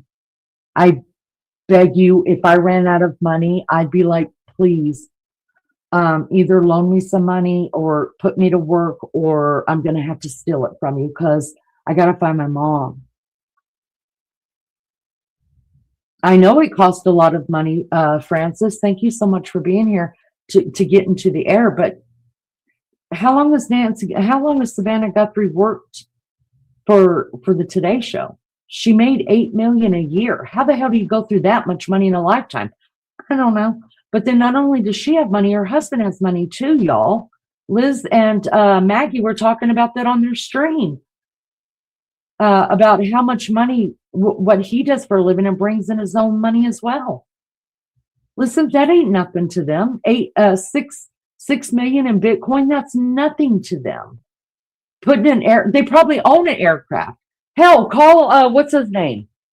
Call any one of the Hollywood stars that use you for publicity and say, hey, I need some aircraft here and I need them here now. Get your planes over here. Listen, they got connections. Probably wouldn't cost them a dime. I mean, Prince Harry and his bimbo wife got back from London, and then they got sent over here during, just call them people. It's all about who you know, and I'm pretty sure Savannah knows just about everybody. Not to mention, she works for NBC. I mean, y'all, she's got the money. We got the money, no problem. Money is not an issue in this case. But I don't. I don't know what the issue is and why the family isn't more public and more involved in these searches. I don't know if they're just got professionals telling don't do this, don't do that, and they're just sticking to it. I'd be like, you do your job and I'm going to go do mine, which is find my mom. I've always known where my mom's at. I'm going to go find her. I won't get in your way. I won't come to the crime scene. Y'all do that. I already checked the house. She's not there. So now I'm going to go over here into these woods, or not the woods, desert. I'm going to go out here into the desert with my buddies. Anybody got a four-wheeler? That'll make it a little easier on me. You know what I mean? I don't understand this. I'm sorry, I passed one up. 01 Racing Girl. Love your name. Sloan Bella has said Nancy Guthrie was not alive 48 hours after all this was reported. And the family knows it's all fuckery because of Savannah Guthrie. You may be completely right. I don't think it took 48 hours to kill her. I think we took her out of the house and she was already dead. They need to look into the Adult Protective Services card because it's not adding up. Yes, why? And I mean, did everybody on the block get that little card, or or somebody walked up to their door handing out a card in case they need help? Or was it only on Nancy's house? Was the card only at Nancy's house? And I don't know, when you guys drop somebody off, I always wait until they go inside. I don't just drive away, and I don't care who it is. That's just the way my parents taught me to, especially at nighttime. And I can tell you this, as many times as I dropped my mom off day or night, I would never let my mother walk in the house alone. Now, like I said, I'm not better than thou, you know what I mean? But I've never been in that big of a hurry that I let my mom walk in the house alone, much less at nighttime. I don't understand that way of thinking either. Did mom make it home to that house after she was at her kid's house that night? Did she even make it home? I believe the police know. I believe there's footage. She wouldn't even need to spend a penny with all her husband's contacts that would have people offering to do it free. Right. Get that little blue book out. Come on, y'all. Get your BlackBerry out. Do they even use Blackberries anymore? Remember when that was all the rage of BlackBerry? I never owned one. Get your BlackBerry out. Oh my God, I can't imagine. I just can't imagine. I wonder if it's the creepy neighbor. I don't know. He is a little weird though, right? A little weird. Raymond says, I do have a plane, downtown airport. Airport security is a joke. I can drive up to my plane, no question asked. And no, I'm not going to look for a body. Not my thing.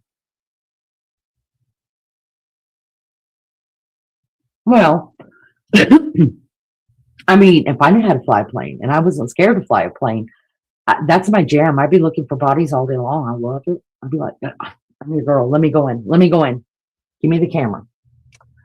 She's worth $40 million. Thank you, Mary Jane. The police need to speak to the neighbor and find out why they called APS and not police. Liza, what? And sheriff said neighbor called them the day she went missing, and APS. You mean adult services? Went the same. What is APS?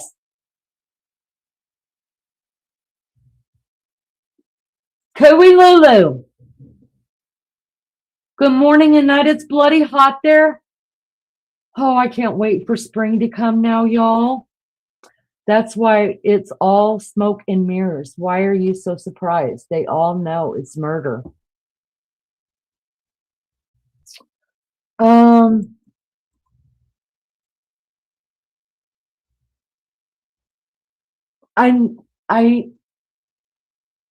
I guess because I'm trying to look at the humanity side of it. Obviously, murder has nothing to do with humanity because they feel that they don't even feel that. They don't. You're not even a human yourself if you could do that kind of a crime. But for me, my first instinct is looking at the human side of it, which would mean get out there and find my mom if I was innocent. To me, by them hiding means they've got something to hide. I'd be out there. Everybody would know.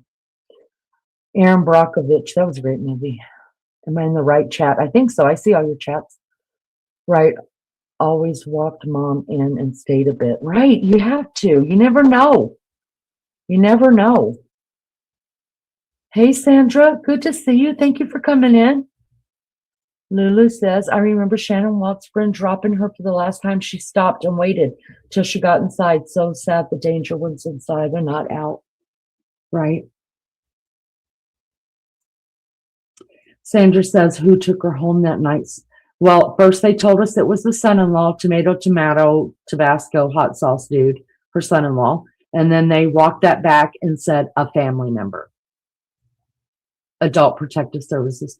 So they called Adult Protective Services first because in the beginning, I read the newest timeline that came out 2 days ago. And they said that the family called the police.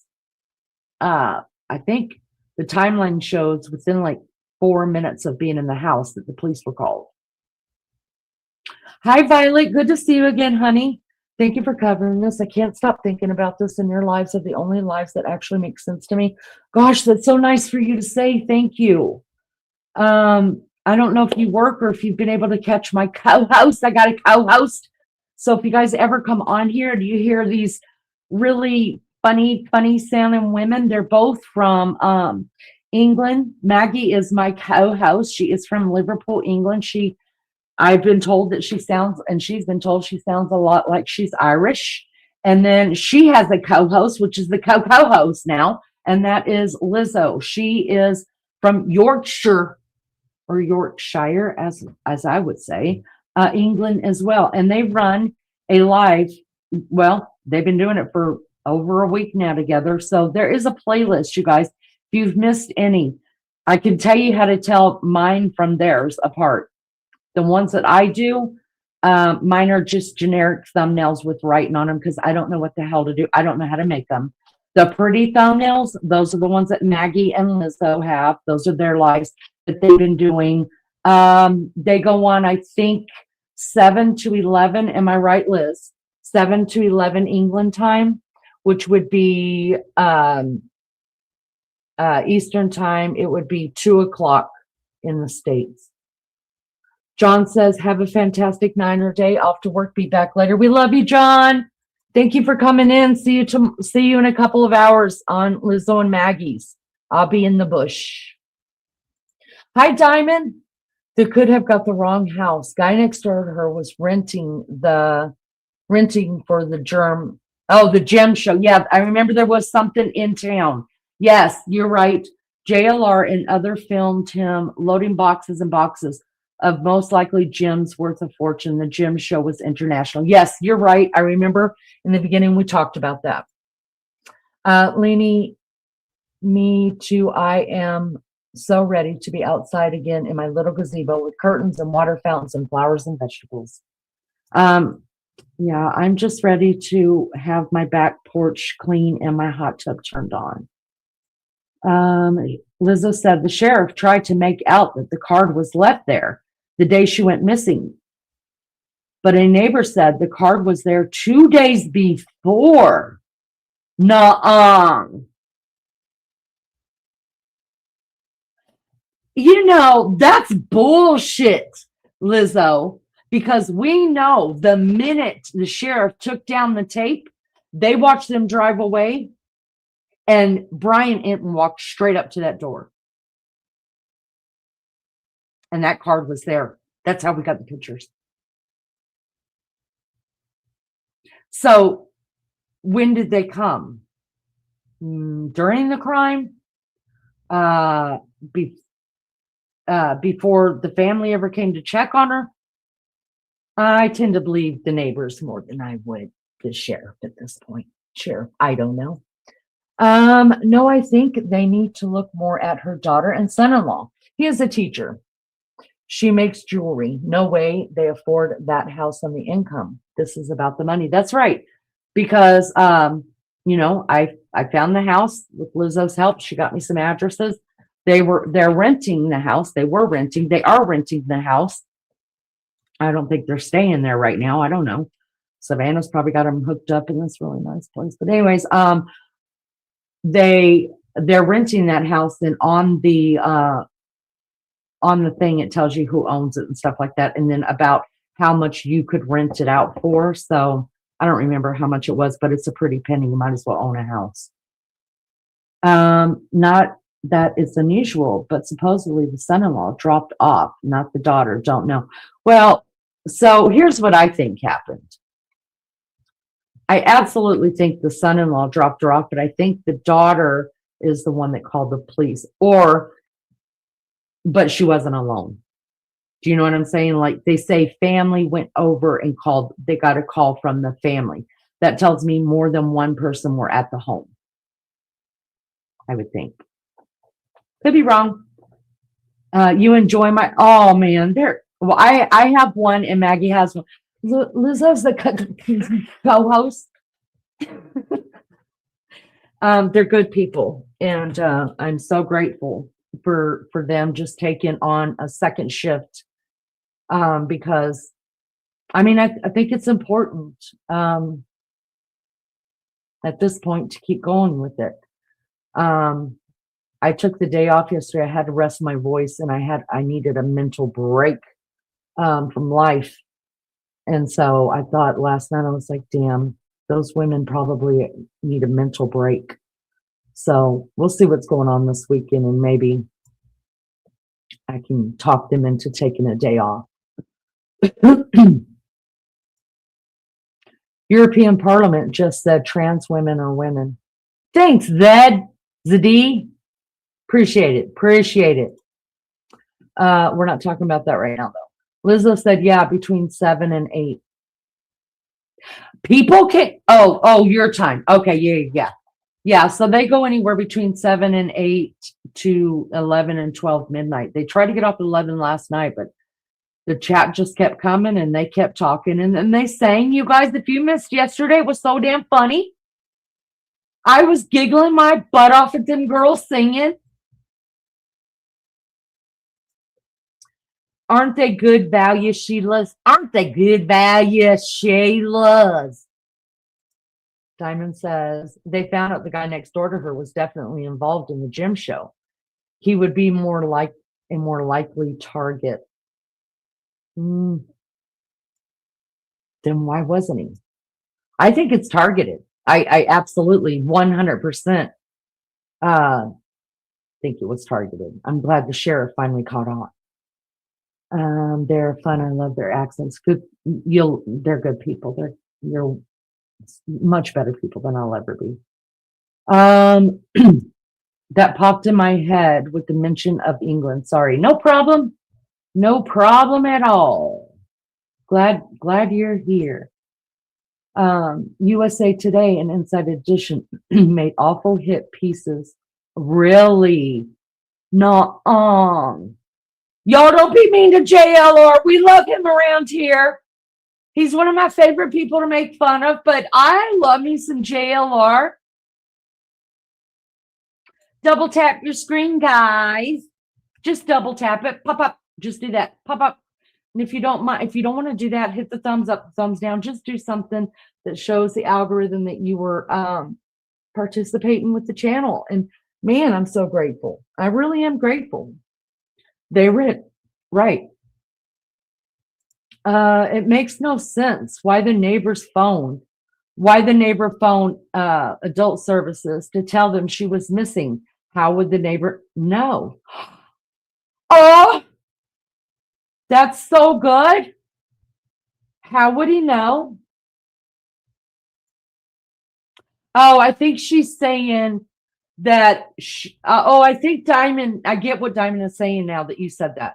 I think Diamond is saying that they got the wrong house, meaning they weren't supposed to go to Nancy Guthrie's. They were supposed to go to the neighbors who was working the gym show and that had all of them, all that money worth of all those money in gyms at his house. So Diamond Lucidity is saying they got the wrong house. I don't know though. I mean,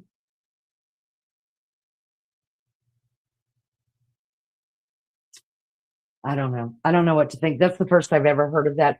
I mean, I've heard people saying that they believe that it's a robbery gone wrong, but the police came out and said, no, it wasn't. It was an abduction. Right. And what was the motive for calling them anyways? What are we not being told? Right. Also, I want to know, was it the norm to like have a family night with Grandmama Nancy? Is that normal? Or I know she had a birthday, so was that a birthday celebration? Like, I want to know what that game night dinner thing was all about. Is that the norm? Was it a birthday celebration? Because if not, that to me even throws Tomato and his wife into the fire a little bit more for me. And adult services wouldn't go out that quick. No, they wouldn't.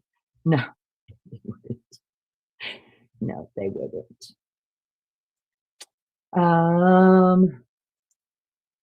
USA wrote all about JLR. That's sad. That's really Damage. Don't go without me. Oh, y'all, look at Damage. Damn it. I need a Siggy break too.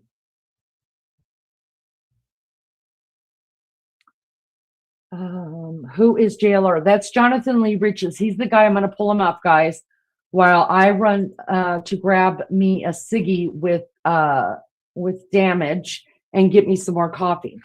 So let's take a look at, see if JLR's doing anything. He did sign off a little bit earlier tonight because I went in to check on him earlier and it was an old one. So let's see if he's let's see if he's hanging out. Let's see if they got anything. If somebody wants to put JLR investigates in the chat, you guys, he is our source. He's the man. No, he is not on right now. Thank God he's getting some rest, you guys. But you know what we'll do? We will go ahead and just play a little bit of him because he did a 12-hour live today. Bless his heart. I'm glad he's resting. Let's go and watch just a little bit of him while I go to a break. Unless you guys want to hear some jam on it music, but JLR is much more entertaining, I think. Let me take this down. Put this big. Let's take a look, see what's going on here. Home. Let's talk, folks. Where is Nancy? What's going on with this investigation? What's going to happen today? We're back bright and early. It's a little bit after 7 a.m. in the morning. And we're here. Thank you, Mary Jane Doe. That is JLR's YouTube channel, y'all. Sub up to him. He's a good man. Live stream throughout the day with the situation. So I'm going to put the phone here for you, and I'm going to set shop up. Make sure you share this video out on all platforms. Bring public awareness to Nancy. I see a lot of people piling in. Almost 2,000 people in the chat already within the first minute. What is today going to bring? Today is Wednesday. They're saying day 18 since this crazy, terrible incident happened at this home here. Camino Escalante. The home of Nancy Guthrie, 84 years old, snatched from her home during the early morning hours. 2 a.m.-ish, February 1st. Hasn't been seen since. Catalina Foothills, just north of Tucson, Arizona. She has not been found. Authorities going to gun shop owners, asking them if they seen any weird, strange purchases by individuals within the last year. Could that be a help in this case? Walmart. They're going to Walmarts all around the country, or around the state at the very least, but probably around the country too at one point, looking for any purchases of backpack, at least the Ozark backpack, possibly the mask, which it appears the mask does sell at Walmart online, and other attire that this perpetrator could be wearing. Also, investigated genetic genealogy, IgG. No match on the glove, no match on the DNA found inside of the residence here at the Guthrie's home. We're going to stay on this case each and every day. I will be here into next week at least. So I extended this day. All boots on the ground coverage. This would be the channel. We will stay here. We'll see if the media goes away. We'll see if investigation picks up. See if they do any more raids, search warrants, or any other activity. Now, This is Nancy Guthrie's home. You see a couple things that were talked about this home in the last 24 hours. The white card that was in the door, it is no longer there. And Sheriff Nanos, the Pima County Sheriff, has spoken about that white card, and it appears after Nancy was reported missing. A neighbor called Adult Protective Services, who came out to put the card inside the door after the kidnapping. Also, there was a blue shirt, blouse, something on the side of the house there that was seen in pictures at the beginning. It appears Border Patrol left it out there in the search for Nancy. Look at this. These two cars are now facing the house. They got a face out. Maybe we should do this at night. It's pretty. Maybe we should do that at night. Yesterday, some sort of locksmith was at the house here.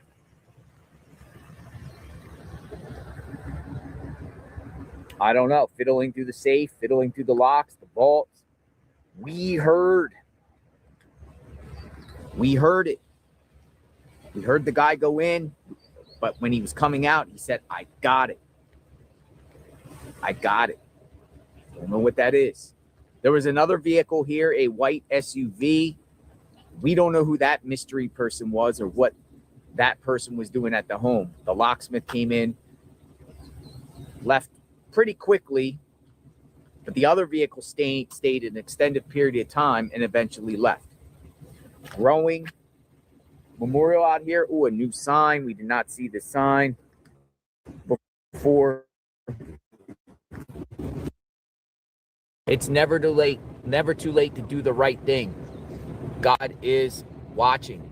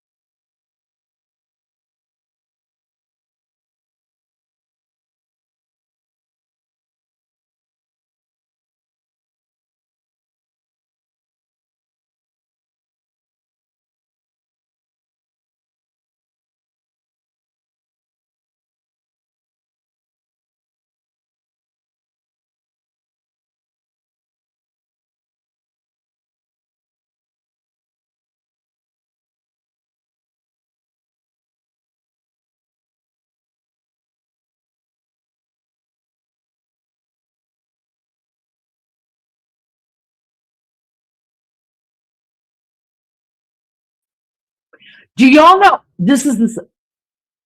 Y'all, I'm fixing to get ugly. I thought I unmuted not once, but twice. I didn't realize I had taken myself off completely. So I talked for about 5 minutes, or felt like 5 minutes. It probably wasn't. And then I realized, oh, I'm muted. So I apologize for that. I'm trying to bring up everything and tell you guys. And then I realized just now when I saw Lizzo say, we're muted, or I'm muted, that I wasn't even on the damn stage. So now I have to repeat this again. Alice said, I have said from the beginning, she was taken across the border. She has passed. Her body was disposed of over there. She will never be found.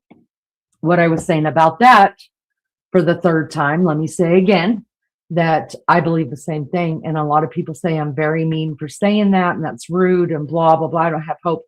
I hope I'm wrong. I really hope I'm wrong. There's where my hope is, that I'm wrong. And I don't mind being wrong. Just think this was a targeted attack. I think that if they went in to do some kind of abduction for ransom, there was no need to have a backpack. The gun is enough. She's an 83-year-old woman. The gun was enough. And why would she have blood? If they were just going to abduct her. I mean, I'm sure she didn't put up too much of a fight. How much of a fight did she put up? I mean, that guy on the porch, he looked pretty strapping, like he could handle it.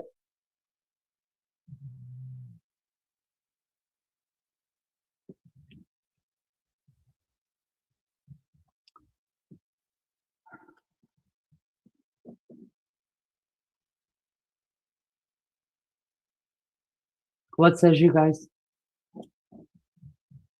Anybody?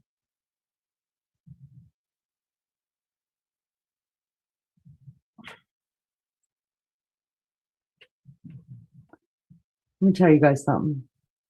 Let me talk to some people.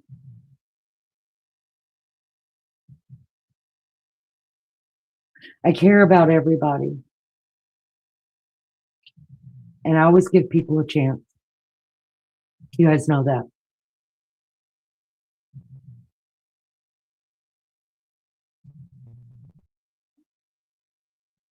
But sometimes I wonder if people come in here to get reaction.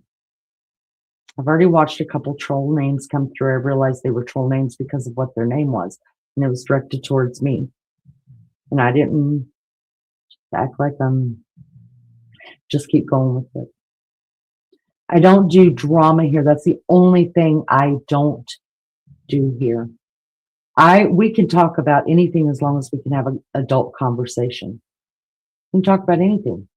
Nothing's off limits here. I don't think there's anything we've never talked about. But the one thing I won't talk about is drama. And the other thing I will not put up with here is disrespect for the mods. Y'all, I use them up. People will tell you I'm so mean to my mods, Maggie, to whatever. Hang around. You'll figure out exactly who I am and what I do and how I do it. I don't think I'm mean to them, but you can take it for yourself. I appreciate the mods. I appreciate Maggie and her co-host. And I appreciate every one of you for hanging out and being here. But if you're going to come in here just to cause problems, or you're going to come in here just to bring up the past, and people seeing your name is just going to cause that past that hurt to come back, then just don't come. I'm not that important. I'm just not.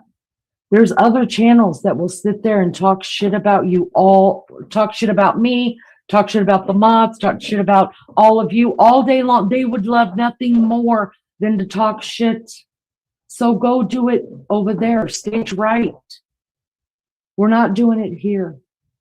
The mods give their time freely. And believe me, we are running many, many, many hours on on YouTube right now trying to cover this and trying to hang out and be a part and just put on a good show and just be good people and be here for people. Don't come in here messing with them. They do this for free. They give me their time. They don't have to be here. They could do something else. Don't do it. If you've got past with people and you know that they're modding for me, don't come in here. You're just causing grief. Don't do it. We're not doing drama here. We're not bringing up all that shit. You don't have to be sorry at all. At all. But you also don't have to put up with anything. So if it comes across, if you feel like, look, I depend on you guys and I know for a fact you guys would never boot somebody out because you don't like them. We've been through this all before. I have had people in my chat that I could not stand them. I knew they were bad people. My vibe was off. I just was sitting here watching it all go down. But out of respect for the mods that came in, out of respect for people who were here all the time to support us, and out of respect for Maggie, my co-host, I let it happen. And I know you guys feel the same way.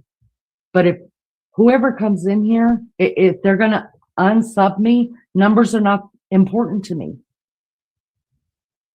I would rather have all of you right here that's right here and never gain another sub, and we all hang out and we have adult conversations and there's no drama, than to just let chat fly and let people hate on each other and be evil. And and talk shit about people. No, not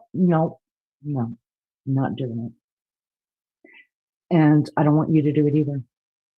So believe you me, I've never thought, oh, well, that chick, or that dude, they're mean to me. So, that you guys blocked them just out of that. If they're not good for the channel, they're not good for the channel. I don't go check the block list.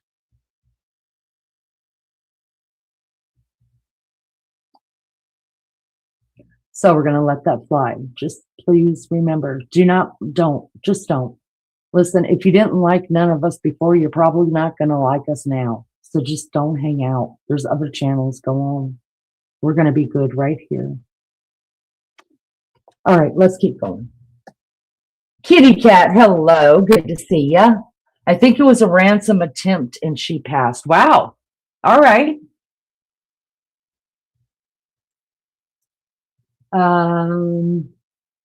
Do they search every car going over the borders? No, not going into Mexico.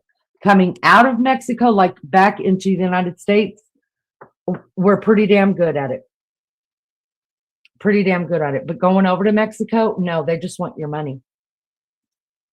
Why aren't there cadaver dogs searching for her somewhere? Hi, Jean. They did. Day 2, they brought out cadaver dogs and they brought out search and rescue dogs. And they said they didn't find anything. Now, where the cadaver dogs went, I don't think they went enough places. We know they didn't even cross this. We know the searchers did not even cross the street until week 2. So you can't tell me that the dogs went over there. Now, how well they sniff and how far they can sniff out, I don't know.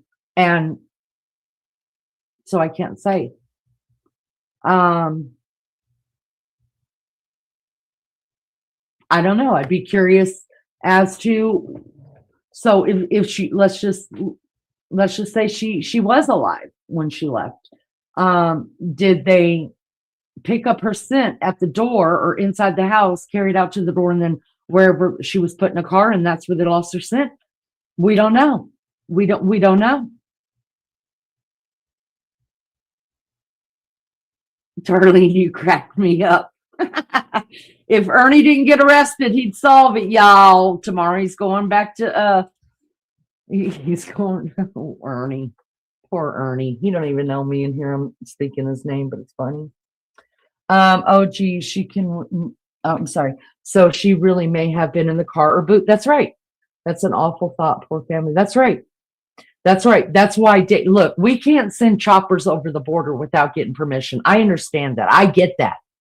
But to me, when you're that close to the border and you've got the border problems we got in the States and we've got all the ICE issues that we got going on, the first thing I would have done as the sheriff is calling the FBI and have the FBI get in touch with the Mexican authorities and put choppers out there in the desert and see if anything's been disturbed.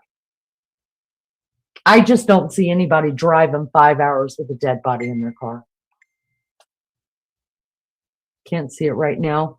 I'll look at it in just a little while, okay? Unless it's important. When was the last time there was a successful kidnap ransom situation? Probably prior to Rockefeller's.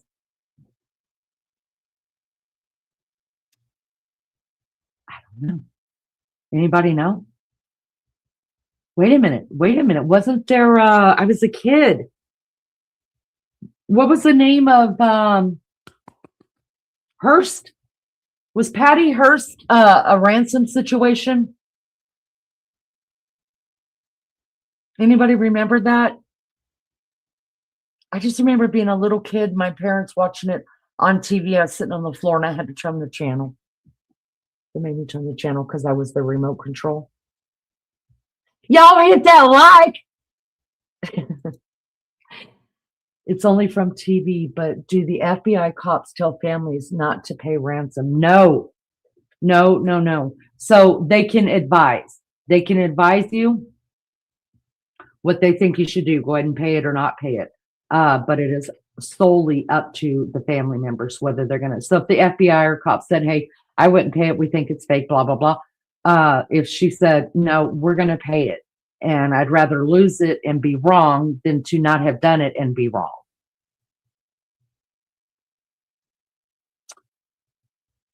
Hearst was ransom. That's what I thought. And they did get her back. That's one we need to cover here. We need to talk about Patty Hearst. She's right. I remember a journalist being kidnapped once. No, I think so too.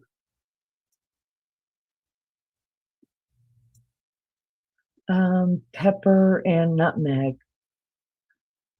I guess you don't know Letitia. She drove with her dad. I forgot about all, but that's a different kind of, oh, you're right. That was terrible.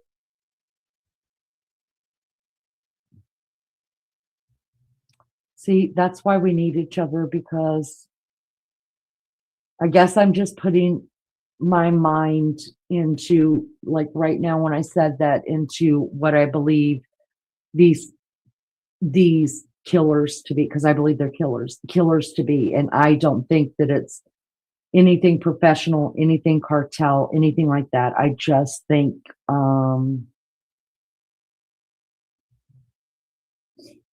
it has to do with family. But you are completely right. That was terrible. Poor Gannon. God rest Gannon's soul. Michael Scott Moore. Good old Google.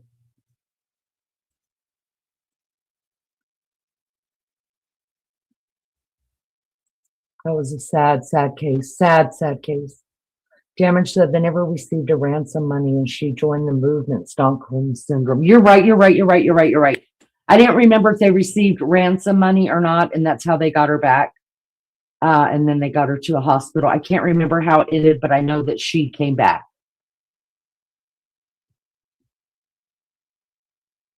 I just remember pictures of her like in we used to call them when I was a kid and my dad was in the military, the green uniforms that they would wear, they were called fatigues.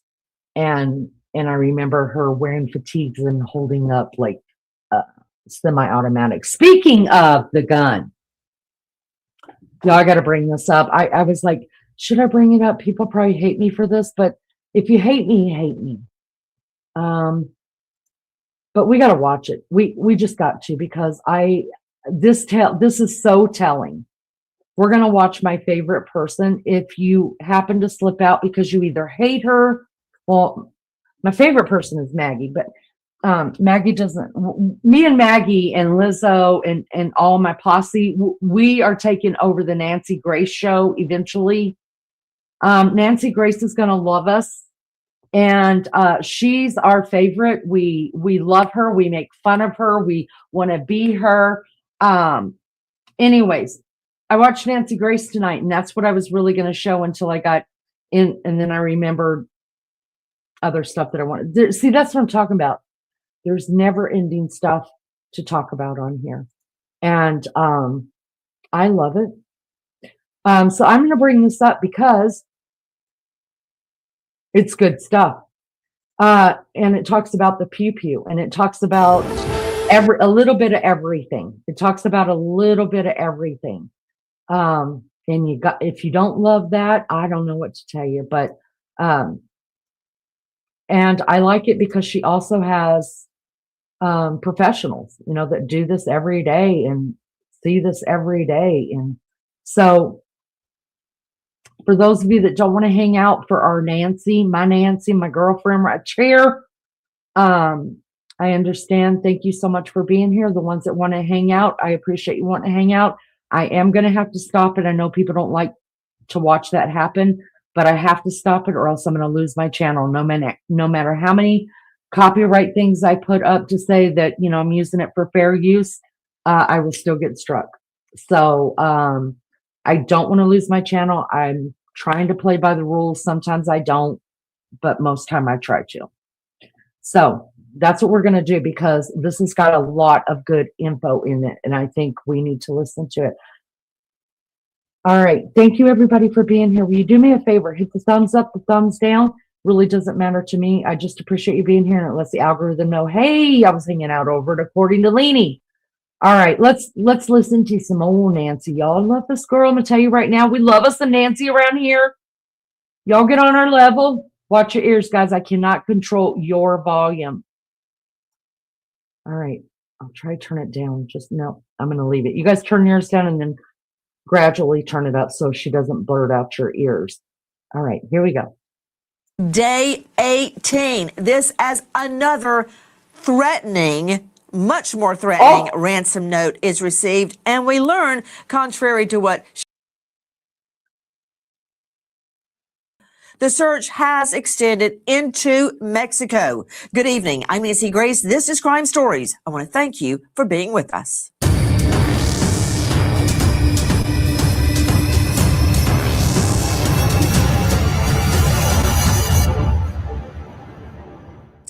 Tonight, we are learning the search has extended into Mexico. This as another ransom note has been received. This ransom note. Don't y'all think it's we're a little behind on that? All right, and keep going. It offers a different Bitcoin address than the others. It is also much, much more menacing. Joining me an all-star panel to make sense of what we know right now to Andrew Black joining us, former special agent in charge of the Tucson office of the FBI, 27 years with the FBI, former felony prosecutor in Chicago, never a lack of business there, currently chief of University of Hawaii Department of Public Safety. Andrew Black, thank you for being with us. What do you make of the FBI now stating they are venturing into Mexico? They are asking Mexico to share information. It indicates to me that they've got new leads. So many leads have come in. And as you know, the FBI also put out a stern warning against people fabricating kidnapping notes or ransoming notes, excuse me. These things take time to run down, and it takes energy and resources from the task force trying to locate Nancy Guthrie. So these types of leads just add to the workload of those on the ground trying to find her. And I suspect this venture into Mexico is based on additional leads that they've received, including information in one of the ransom notes. As of right now, I believe it is around 40,000 tips that law enforcement has received. I'm sure at least half of those are bogus.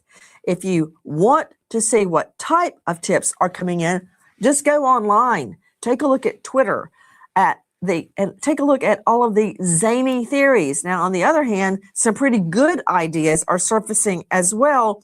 There is a theory right now still, and I'm sure the FBI and local law enforcement is besieged with theories about botched robbery. So can we just put that to sleep now?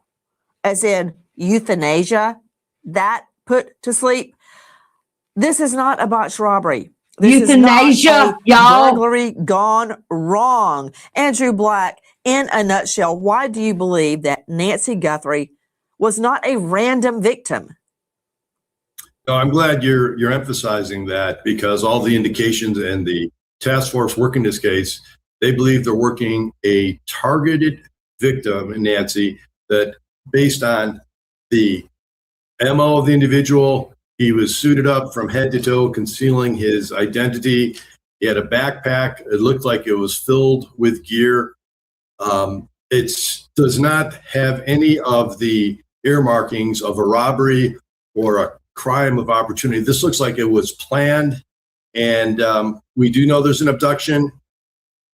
Past that, it's very difficult to say what we have following all these ransom notes, that one was definitely proved to be a hoax, individuals being prosecuted, and these others that keep rolling in to TMZ and other outlets. When you say it's not a robbery, obviously the guy's bringing in a ton of stuff. His backpack is stuffed to the gills. With robberies, you take things out, you don't carry them in. And let me go out to Josh Colesrud, veteran criminal defense attorney, former felony prosecutor, now founder of Colesrud Law Offices. Josh, I've never seen a burglar or a robber. And the difference is a robber robs from an individual. A burglary is when someone enters a dwelling or business without consent with the intent to commit a felony therein. That felony could be theft. That felony could be or ag assault. The felony could be a number of things, but typically a burglary is unlawful entry with intent to commit a theft. And when the burglar, and this is statistically overwhelmingly true, when the burglar comes in and sees a person, they're like, and leave.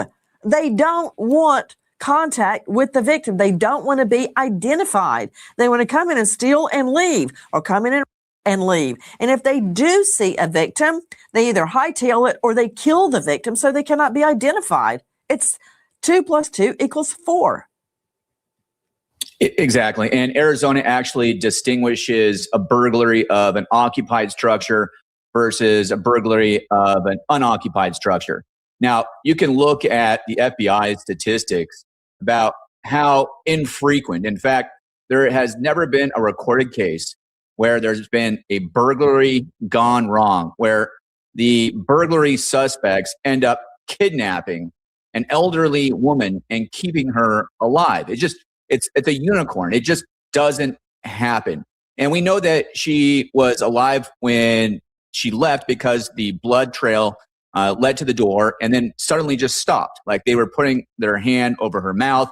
And there's no indication, no signs and symptoms that this was a burglary gone wrong. So we do need to look at motive here. And it's good that we can cross this motive off. Now we have to look at, was this based on money? Was this based on something else? And only once we determine motive can we kind of narrow down who the suspect. Sorry, y'all, I have to stop it just during this, just so I don't get in trouble. But does anybody forget the other blood that, I mean, do we just lose our mind and look at and see that blood and it wasn't blood? The same pictures, if you guys pull it up, of the picture of the blue sweater, jacket, shirt, whatever that was left on a rock there. If you look down, there's drops, not even drops. It's like splatters of blood right next to it. Whose blood was that? And why isn't anybody talking about it? We've talked about it many times on here. We've heard about the blue shirt. We saw the blue shirt. We're like, whose blue shirt's that? Oh, it must be somebody that surely they seen it and they knew it was somebody else's. No, they didn't see it. They didn't see it until a week later and identify who it belonged to. Y'all, I'm going to lose my mind over here. suspects may be. To Scott Eicher joining us. He is a founding member of the CAST Cellular Analysis Survey Team at the FBI. 22 years, also a former homicide detective with Norfolk Police, now with Precision Cellular Analysis. Scott, you and I have seen so many cases, prosecuted, investigated cases. I don't mean just talk about them, I mean prosecute them. When a burglary goes wrong, that means somebody's home when the burglar goes in and they leave. Why in the world would a burglar or robber decide, oh, I'll just take the victim with me? Yes, she's 84 and she has a hard time walking, but no problem. It's ridiculous. Burglary, robbery gone wrong. What a waste of breath. I totally agree on that. And most burglars are trying to get quickly in and then out. They want to grab what is valuable and then get out of that house as soon as possible. They do make mistakes, and every once in a while go in when there's someone else in the house. But you're right, and I totally agree. It's very random that they would hurt the person in the house. They're more want to get away from the scene as soon as possible because they're gonna call the cops on them and stuff like that.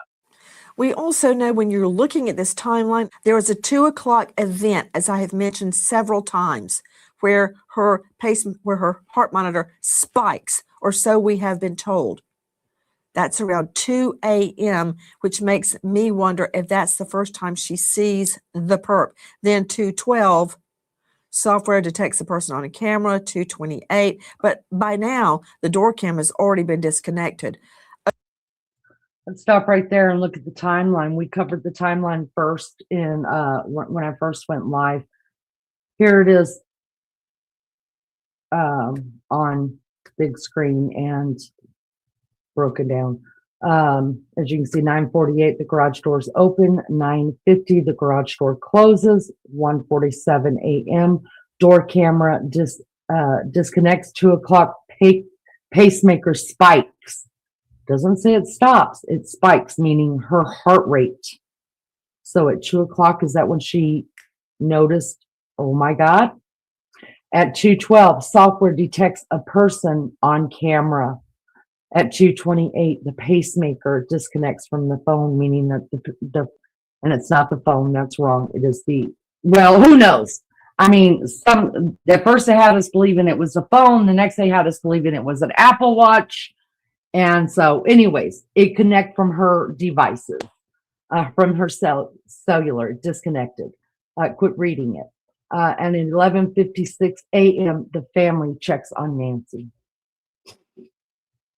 Oh, so it wasn't until midday. Right, because she never showed up supposedly from, she never supposedly showed up to the friend's house that she normally goes to watch church that morning. I don't know, you guys. I don't know. Okay, I want to talk about DNA. Dave Mack, how many more times can we say it? The DNA on the random glove found about 1.5 miles away from Nancy Guthrie's home, thrown to the side of the street, did not get a CODIS hit. That's the Combined DNA Data Bank, the National Data Bank. Correct. Right? It did not. It did not get a CODIS hit. You're correct. Okay, which means, if you follow that through, the DNA in the home was not connected to that glove, and the DNA in the home did not get a CODIS hit. Is that correct? That is correct. It's not all of it, but it's correct. Okay. What do you mean by not all of it? Well, there was also a partial DNA collected inside of the home. That partial DNA was sent to the Florida lab, just like the DNA found on the glove and the other DNA found in the house. The difference here is that it is a partial DNA profile, and they have yet to, the people in Florida at the lab have yet to develop it out where it could be checked in CODIS. So that partial DNA that they've developed from inside the home has not yet been subjected to a CODIS hit because it is a partial DNA. Dave Mack, you're right. And I appreciate the way you said that, because some reporters have stated there was a partial DNA profile and it didn't get a hit at CODIS. The reality is CODIS is a national data bank.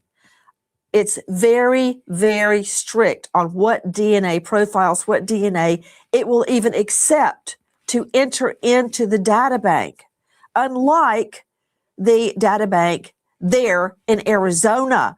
Joining me right now is a DNA specialist.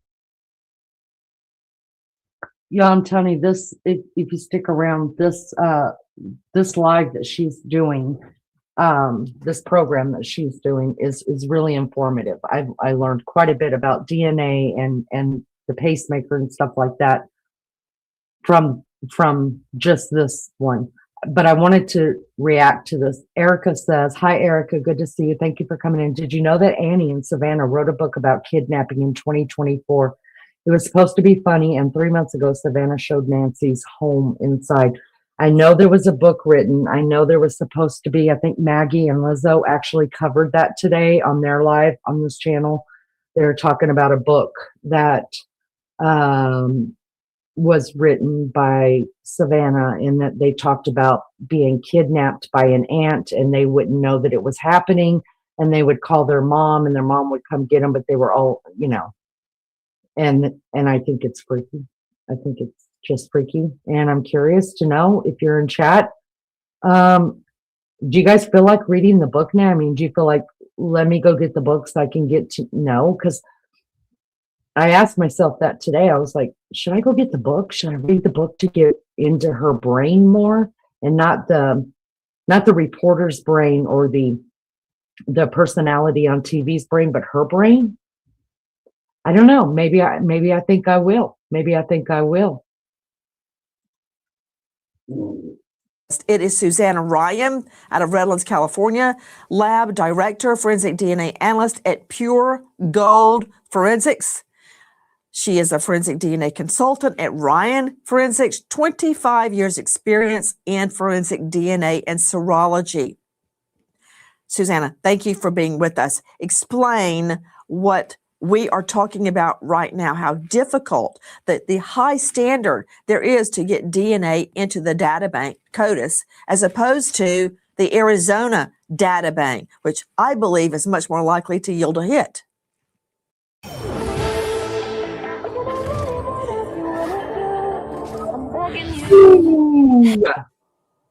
Right. So there definitely are different guidelines, and it's much more stringent, much more difficult to get a profile into the national DNA database. You have to, you might be able to get a partial profile in, but it has to have a certain number of what we call the core CODIS loci. So you have to have results at least 8 of those original 13 loci.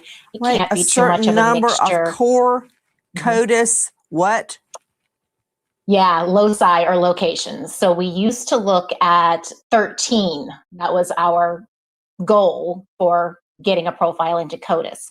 That has since been extended to 20 loci or locations. And the reason for that is we have so many profiles in the database, we needed to start looking at more locations to make the rarity of the profile even greater, because we don't want to get a false hit or an adventitious match. Susanna, when you are saying loci and you're talking about locations, you need, once it's 14, now it's 20. I'm in my mind comparing this to hits on a fingerprint, where you have, let's just say, 10 points of in identical nature. You only need a certain number for it to be a match. Is that what you're calling a loci? Yeah, that's a fairly good comparison. It's basically different areas on the DNA molecule. We are not testing the whole molecule. We're picking certain areas that are known to vary greatly between people. So that way we can differentiate between people by just looking at these particular areas. We don't have to try to test the entire DNA molecule. Okay, so I'm trying to get a layperson's understanding of what you're saying. So you have to have now 20 loci, 20 eccentricities about the DNA to make it different and easily identifiable? So that's the goal. That's if you had a single source profile, you had a reference sample, you are required to have all 20 of those areas to put it into CODIS.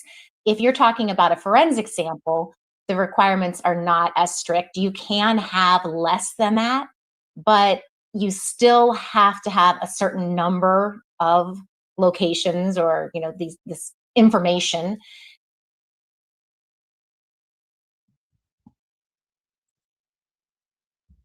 Feral Cat says, once again, there's a car in the driveway with headlights on. I think you're meaning, let me show it. I think you're meaning back here or right here. Because this is not the driveway. Where are we talking about? Neither one of these are the driveway. The driveway is in a U shape. If we're looking out at the street, it comes in from over here. So the street's back here beyond these trees, right? You come in the street, you could either go. And it has to meet what we call shit, I didn't mean to do that. So you come in through the driveway here. You can either make the U and come right in front of her house and keep going out that way, out the driveway, or you come in through the driveway right here, keep going to the back here, and this is where the guest house in the backyard is. So I'm curious as to what you mean by there are headlights, even though I do believe that there are more, of course, than one person. I think actually when he's looking back right there, the picture that I've got on the screen, he actually stood back up, he looked back. I believe he's looking at the other person because it's spliced. There's 3 splices in this video right here, and I can go over it with you guys to show you. It's just too much of a coincidence for me. I get you, Erica. I get you. Rebecca says, when the cousins got ready to leave, Savannah got in the car and rode with them back to their house. Then they could call Nancy and she'd come get her. It was for fun. Oh, gotcha. Okay. Okay. There's no video of any vehicles on the neighbors' feeds. Barry says it's fake. All right, because just so you guys know, if you scroll into this, I don't know if this is where you're talking about. We've got limited footage on the car or on what was on the street, what was in the driveway, but you can't see the driveway. You can only see this part of the U, and this black piece right here is a handrail for you to walk up. There's like 3 steps right there to step down into the driveway part. So again, the driveway is in a U. It goes like this. Okay.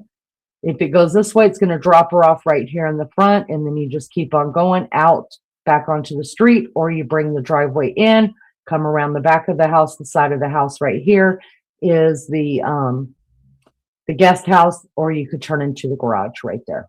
Okay. So these right here are not car lights at all. Rarity index. It has to be more rare than what the size of the database is, because if it's not, you could have a false hit. It could match against someone that is in the database but is not actually your perpetrator. And that's specifically the national database. So you're correct that the Arizona database, that is going to have less stringent requirements because there are less people in the database. So tell me, what is in the AZ database that is not allowed in the national database? Again, Feral Cat, we all see things differently. I'm not a forensic expert at all. I just, that's just what I see in watching this, like JLR out there and other people out there. You just can't see the drive. You can't see the driveway from, there's no driveway the way I'm looking at it, there's no driveway there. The way you see it, maybe you see the driveway there, but I don't, and you could be right, and I have no problem with you being right. I love having you here. I'm currently painting a light scene on canvas, listening to your common sense views and very bright community in chat. Thanks, crazy lady. Well, you're welcome, you brat. Lock up tomato, Tabasco, whatever, hot sauce dude, I'm with you. I'm with you. And until the cops pull me off that fence, I believe he's the mastermind. I don't believe you see him in the videos, but those are his buddies. Fabian says, my biggest thing is why take an 84-year-old that is not very mobile unless she's worth more than we know? Oh, we know she's worth. Homegirl's got money, honey. She's got some money. Put your hands behind your back. Sorry. J. Nelson says, I'm in Arizona, evil state. Oh, fine, Nancy. Our matriarch of the channel is Miss Barbara. Shout out to her. I don't know if she's sleeping or just in the bushes and doesn't feel like chatting, but she is also from Tucson, about 10, 15 minutes away. She used to drive past Nancy's neighborhood whenever she would go to work. So we know a little bit about Arizona. I liked Arizona. I never lived in Arizona. I've driven through Arizona, I should say. So I guess I don't have the right to say one way or another, but I do want to get back there and go love up on Miss Barbara. I think those lights in the distance are from property across the road. That's what I think as well. Fine, Nancy. Yes, this lady has big money, right? When do you usually go live? We go live twice a day, Fabian. I usually pull the night shift. My co-host, Maggie, is from the UK, and she has a co-host, which is now the co-host, and that's Lizzo. They're both from the UK, and they run a daytime live. Now, it's not something we normally do, but for this case, that's what we've been doing. So I don't know where you live. I live in Indiana. I'm on East Coast Standard Time, so or Eastern Standard Time. So my time, they are live about anywhere from 2 to 3 in the afternoon. They do 4 to 5 hours, and then I usually come on anywhere from 12 to this time right here at night. So there will be nights and daytimes that we take off. I'm going to try to get the girls to take off a day because they've been doing this for 2 weeks now. So I'm going to, but what you guys keep your bells, if you don't mind, just keep your bells on. We'll ring them up whenever we're going to go live. We try to always do community posts. Check those out. So if we're not going to be live, we will drop it on the community post so you guys would know not to look for us. But we appreciate you looking for us, and we appreciate you asking when we're going to be on. But yeah, you're going to love hanging out with the British bombshells, y'all. They're great people. They put on a great show, and you're going to love. If you're American, you're just going to be mesmerized by their voices. So that's that. Welcome. Thank you for being here, everybody. Will you do me a favor? Hit the thumbs up, the thumbs down. It really doesn't matter to me. Just let the algorithm know that you were engaging in with this channel in some way. I saw the cops said the family were not person of interest. Was it confirmed? Did the FBI say this? FBI isn't saying anything. The police the sheriff's office is saying that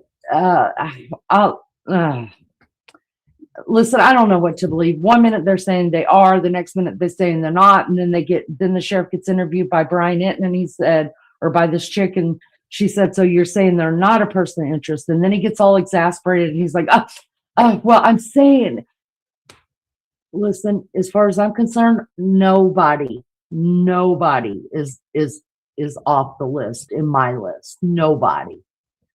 God moved a bullet so Trump could deport Jesus. Oh, that's nice. You're going to have to answer to God for that one, not me. Nancy and hubby had a mining business, Eastern Standard Time. Oh, you're on Eastern? Yep. So it'll be the same time for us. Like today, they'll go live, and it'll be our time about 2 to 3 in the afternoon. And they usually run, like I said, about a 4 or 5 hour live. And then I come on and I do the overnight. So we'll be happy to have you back. Thank you for participating in chat. That means so much to us. Nancy Grace is an opportunist, which a lot of people don't like her. I understand that, JS. Thank you for coming in. I think she's fucking funny. I love to make fun of her. But one day I used to not be able to stand Nancy, to tell you the truth. And the more I watched her, the more I was like, oh, this chick, she cracks me up, y'all. She's like, seriously, like my favorite person to make fun of. We have Nancy things here, you guys. We love Nancy so much here. We make fun with Nancy all the time. All the time we're making fun with Nancy. A deal with the devil. A deal. You know what? Cut his mic. You know what?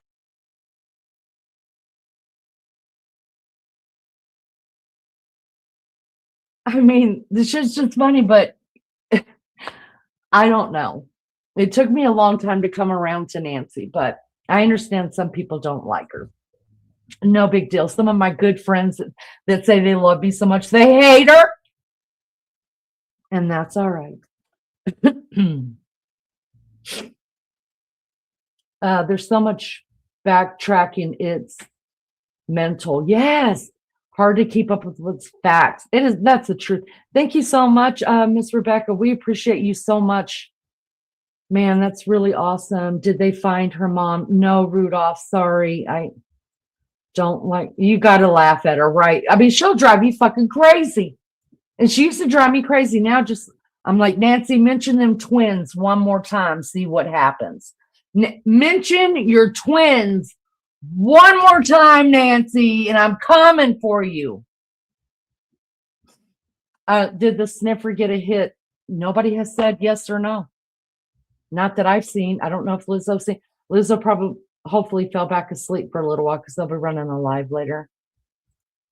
Diamond says Nancy and her husband are relative. I'm sorry. Nancy had a husband or a relative that was murdered. That's why she is this way. Oh. Yeah, it was her fiance. Believe me. She tells us almost every live. I know. May his soul rest in peace. But Nancy cracks me up. I can't help it. I'm just loving her. I love how rude she can be too. Cut his mic. All right, let's finish watching this. Database. Well, we have arrestees in the Arizona database. Not all states allow for arrestees to be entered into the database. Now, this would be particular individuals arrested of a very particular felonies. There'll be legislation defining, who is eligible for upload into the Arizona database. You could have forensic unknowns. Like who gets in? So I don't know the specific requirements for the state of Arizona, but it's going to be, it's not going to be someone that's, picked up for some misdemeanor offense. It's going to be particular violent felony offenses that a person who has simply been arrested for this crime and not yet convicted, their profile can go into that Arizona database. Another thing that Arizona has that not very many states have is the ability to do familial searching. And so sometimes when people hear that, they think, oh, we're talking about genetic genealogy, but this is totally different. This is the ability to search the Arizona database for a near match. So we've already searched. We know that we don't have a hit on this DNA profile, but let's look for someone who is closely related, maybe a brother or a father. And Arizona is one of only 12 or 13 states that allow for that sort of searching. So I hope that they do conduct that. That's not something that's automatically done. That's something that has to be requested. So hopefully they will have that conducted because that opens up the database for a whole new category of individuals. American homeowners, the FBI has been warning about a type of real estate fraud called title theft. Your equity, the target. His tentacles into Mexico. Is there an international DNA database, Susanna? There is the Interpol database. So that is, I think it's over 80 countries that are part of Interpol, where they will upload qualifying DNA profiles, mostly, unsolved cases like this or other felony cases. And I believe there are over 280,000 profiles in the Interpol database. Mexico does participate in that program. Wait, how many did you say? Over 280,000 profiles.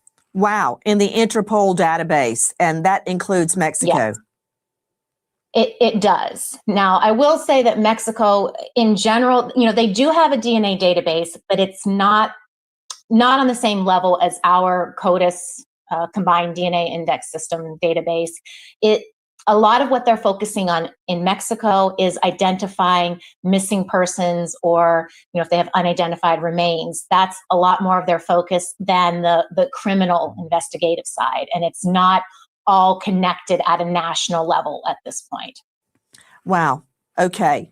And very quickly, I want to talk to you about how DNA is obtained at a scene.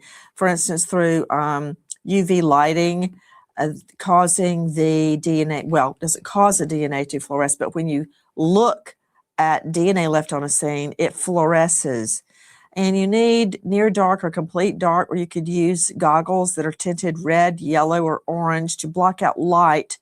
How does that work? Right. So what you're referring to is sometimes we use something called an alternate light source, and that helps us identify things like saliva. Those sort of body fluids will fluoresce. Unfortunately, other types of DNA, especially touch or skin cell DNA, does not fluoresce. I wish it did. I wish there was a way for us to, be able to just see it by some, invention like that. But what we have to do is use our best educated guess as to what would have been contacted. Where did this person have to touch to enter the house, for example? Is there anything moved in the home that it looks like this person contacted? And I would imagine that they are focusing on items like that, especially as you pointed out, with him touching this perpetrator. He's got a flashlight in his mouth that he's moving around, that he's probably touching. So even though he's wearing gloves, that does not mean he's not transferring his DNA into that house. And saliva is so DNA rich. He touches it multiple times. He touches the holster of the gun multiple times. Then he reaches out to the doorknob. And we were discussing earlier, Susanna, how the home was found with the front door unlocked and all the lights on in the front of the house, which is not Nancy Guthrie's routine. He turned on the light switch. Let me stop right there. If you guys listen to this, there's more coming out, you guys.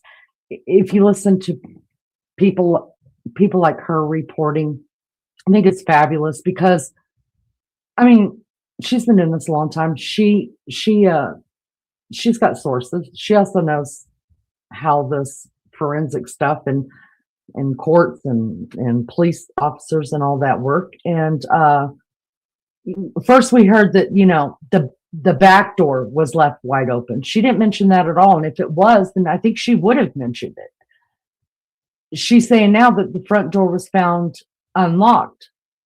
This is what I'm talking about, trying to keep the facts together, the names, the numbers, nobody knows. It is here. Leanie, are you home? Hey, Miss Barbara. Yes, I am home. I'm home. I love you, Miss Barbara. Probably turn on the light switch in Nancy's room or touch her doorknob, which would be an excellent conduit for saliva DNA. It just takes a trace amount. So I guess you're saying that with certain DNA, such as saliva, sperm, urine, you would use the alternate light source. But for touch DNA, it does not fluoresce, so you would swab the likely suspects, the doorknob, light switch, furniture, something that's been moved in the home. Do I have it? I'm going to stop it right there because I have to bitch a minute, you guys. I have to bitch a minute. I can't help it. It's who I am. Again, I'm just going to keep repeating it until the police hear me loud and clear. You left the fucking mat to the door. It's still sitting there. This guy walked all over the mat in front of the door, all over it.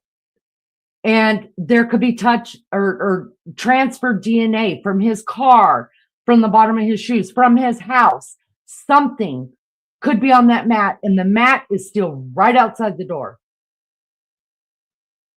So far? Yeah. Yes, 100%. Yes. Speaking of the gun, straight out to Andrew Black, joining us, former special agent in charge of the Tucson FBI office. let's talk about the gun. Oh, wait, I've got to show you a picture. Hold on. Apparently, our perp wears a pinky ring. Take a look at this. We've zoomed in on, there you go.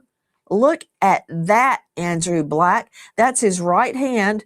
I have analyzed and got multiple other people to analyze. Was it his ring finger? But it appears to be pinky. Look at that. Very stylish. Look at the shape of that. Hey, move out just a little bit more. Do you guys agree this is the pinky? At first, I thought it would be the ring finger. Again, I'm going to stop right here because I know Lizzo and Maggie covered this and they talked about there being a ring. And I know Lizzo, I think Liz had brought up a different type of picture. I think it was Liz that had done that and talked about this guy is wearing a ring. What a dumbass. But anyways, I'm not, it doesn't surprise me. It doesn't surprise me at all. But what says you? Did you guys, have you guys heard that there is a ring? I don't know. I'm not an expert, but the way Liz presented it, it looked like a ring to me. I still think it's a ring. Move out a little bit more. Move out a little bit more so we can see the full hand. Yeah. Okay. What do you think, Andrew? That's a tough one for me. If they're saying it's on the pinky, then it is a pinky ring and he has some sort of style or flair. Obviously, he doesn't have that same flair in his approach to committing a home invasion as we saw in the video that we're looking at right now. The gun, that appears to be a semi-automatic weapon. As you can see, the handle, there's no hammer. It's and it looks like there's a magazine at the end of it. The holster is really strange. I haven't seen one like that. That appears to be a revolver. And you can see there's a snap going over where the hammer would be on a revolver. So it's a really unusual and unprofessional method for carrying really any type of weapon in front of your groin like this. But placing a semi-automatic weapon, which could slide out quite easily in a revolver holster, is unprofessional to say the least and awkward. Could you very slowly go through again what you said for those listening that are not gun aficionados? Stop it right there just a second because I want to get into chat. Good morning, Veronica. Good to see you. Janet High says, are Lizzo and Ricky the same ones that said he was wearing expensive clothes? Are you talking about Maggie and Lizzo? Maggie's my co-host. Lizzo's her co-host. I don't think they've ever said that they were wearing expensive clothes. I'm the one that said that he's, to me, the jacket that I see him wearing is like maybe something from Dick's Sporting Goods, meaning it's that kind of material that dry fit material, like that's what I said. And I know those can be more expensive than Walmart clothes. But now they're saying they're Walmart clothes. So I know Walmart does sell some dry fit material jackets. I still think that's what that is. But what do I know? Tashi said, count the knuckles. It looks like the ring finger. Hi, Susan says, wow, I can't believe this poor lady hasn't been found. Prayed she did not or is not suffering. Amen. Veronica, first time hearing about the ring. Tashi does not think it is the pinky. Diamond says they tipped him off to now wear his ring. To not wear his ring? If that was a ring, yeah, not wear his ring. I see you, Diamond. Yeah, you're right. I don't think he's wearing a ring now. I thought he was wearing a ring. Don't Mexican men wear pinky rings? I don't know about that. I don't think many American men wear pinky rings. English men wear pinky ring. Oh, King Charles, He's got him a pinky ring. I wanted to welcome in our matriarch to the channel. Y'all welcome in Miss Barbara Smith. She says, I love you. Just woke up. Didn't go to sleep from Tuesday morning until tonight. Glad to wake up to you all. We're so glad you're here. I knew you were probably asleep or dozing off up there. Let's see. Jill says, the eyes look like a girl's eyes. I swear I can't get over it. Listen, girl, we're right there with you, girlfriend. I'm just saying, whenever we see this dude, because I think it is a guy. I mean, the police came out and said it's a male and gave his height and about his weight and all this other stuff. I'm telling you, if this is it truly, in fact, a guy, he's got the most beautiful eyes I've seen. Not pinky. It's on the ring finger, and you have to zoom back out to see it clearly. Get with it, Nancy. My sources say, Nancy, that it is the ring finger. Good to see everybody here. Thank you guys so much for being here. Do me a favor, hit the thumbs up, the thumbs down. It doesn't matter to me. Just let the algorithm know that you're interactive with the channel. That means so much to me. Thank you so much. He would like to take this moment to bring up my twin.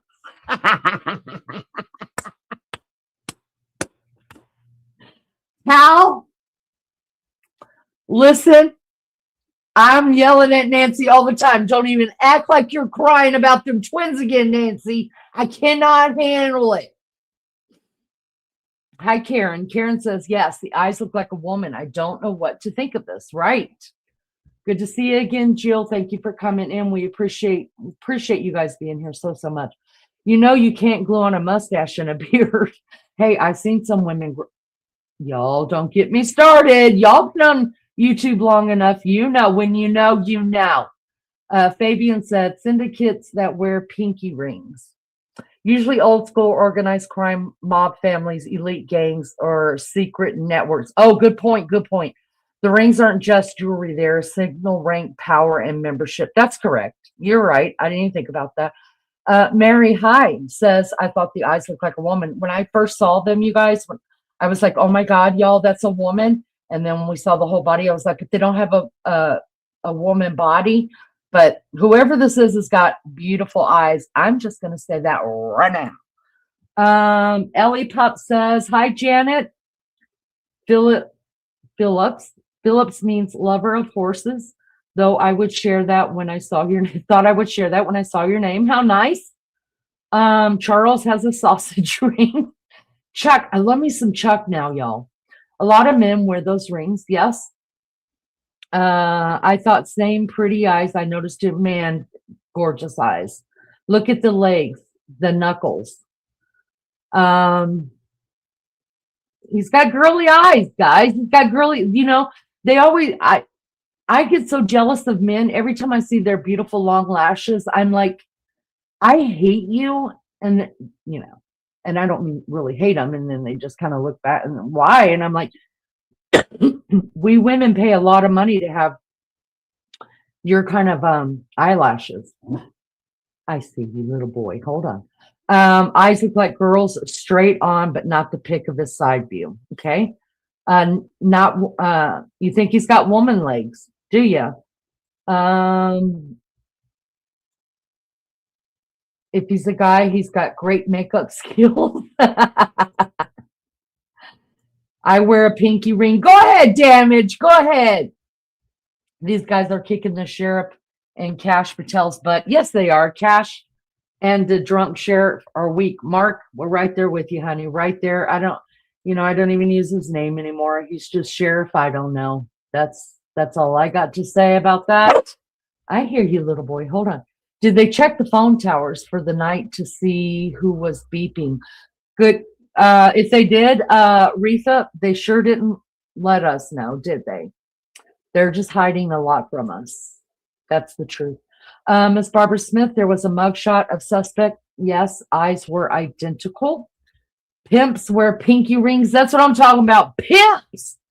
P-I-E-M-P, pimp. They're keeping so many cards to their chest, leaves us all asking so many questions. That's right. That's right. But he's got light color lashes. Oh, okay. See, I think he's got dark colored lashes because I've got white eyelashes, and his to me are gorgeous. You guys have reached the quiet chat. Yeah, I thought, where did the last phone ping? Where? It would be really nice to know. They're not going to tell us, you guys. And what they're telling us, half of it's a lie. I'm just saying. Michelle says the sheriff department really. That's good. The sheriff department has a reality TV series. Well, they should. It's called Desert Law. Girl, I'm telling you what, I never heard a man in power or in a position of authority say, I don't know more than that man has. All right, let's get back to it. You started with saying it is a revolver holster. Now, please explain your reasoning. Okay, there are two basic handguns. There's a revolver, which has a cylinder, and each time the trigger is pulled or squeezed, the cylinder turns, the hammer comes back, and then it hits the back of the casing of the chambered round in the cylinder. A semi-automatic pistol like we see here, the firing mechanism is different. The rounds of ammunition are not in a cylinder, they're in the handle of the gun in what is called a magazine. That's where you load the rounds of ammunition. And rather than an exposed hammer coming back, very typically, a semi-automatic pistol will not have a visible hammer. There are certain models, but this is not one of them. As you can see, it's flat. And so this is a weapon. You can see there's a black strap that should be over the revolver, if this was a revolver, securing the hammer. Here we have a semi-automatic pistol loosely sticking into this revolver holster, and it's not what it was intended for. Doesn't mean it can't work. It's working here, but it's an awkward way to carry a weapon. So this is a semi-automatic weapon. Now, what more can you tell about the gun? Many people think it's a Walther. What do you think? Yeah, I've heard that because of the graininess of the picture. I don't want to commit to saying it's one model over another. And there are various models of Walther, but that's the popular belief. Walther or a similar type, which is a smaller type of handgun, easily concealable. That's what James Bond carries, one version of the gun that he carries. And yeah, definitely semi-automatic. Can't say for sure myself that it is a Walther, but it resembles one. And this helps, and that may be why one of the leads we've heard about is the purchase of Walther weapons at gun stores in the area. So this is a positive lead to follow up on, of course, along with the unusual holster he's using. Andrew Black, what did you say about James Bond?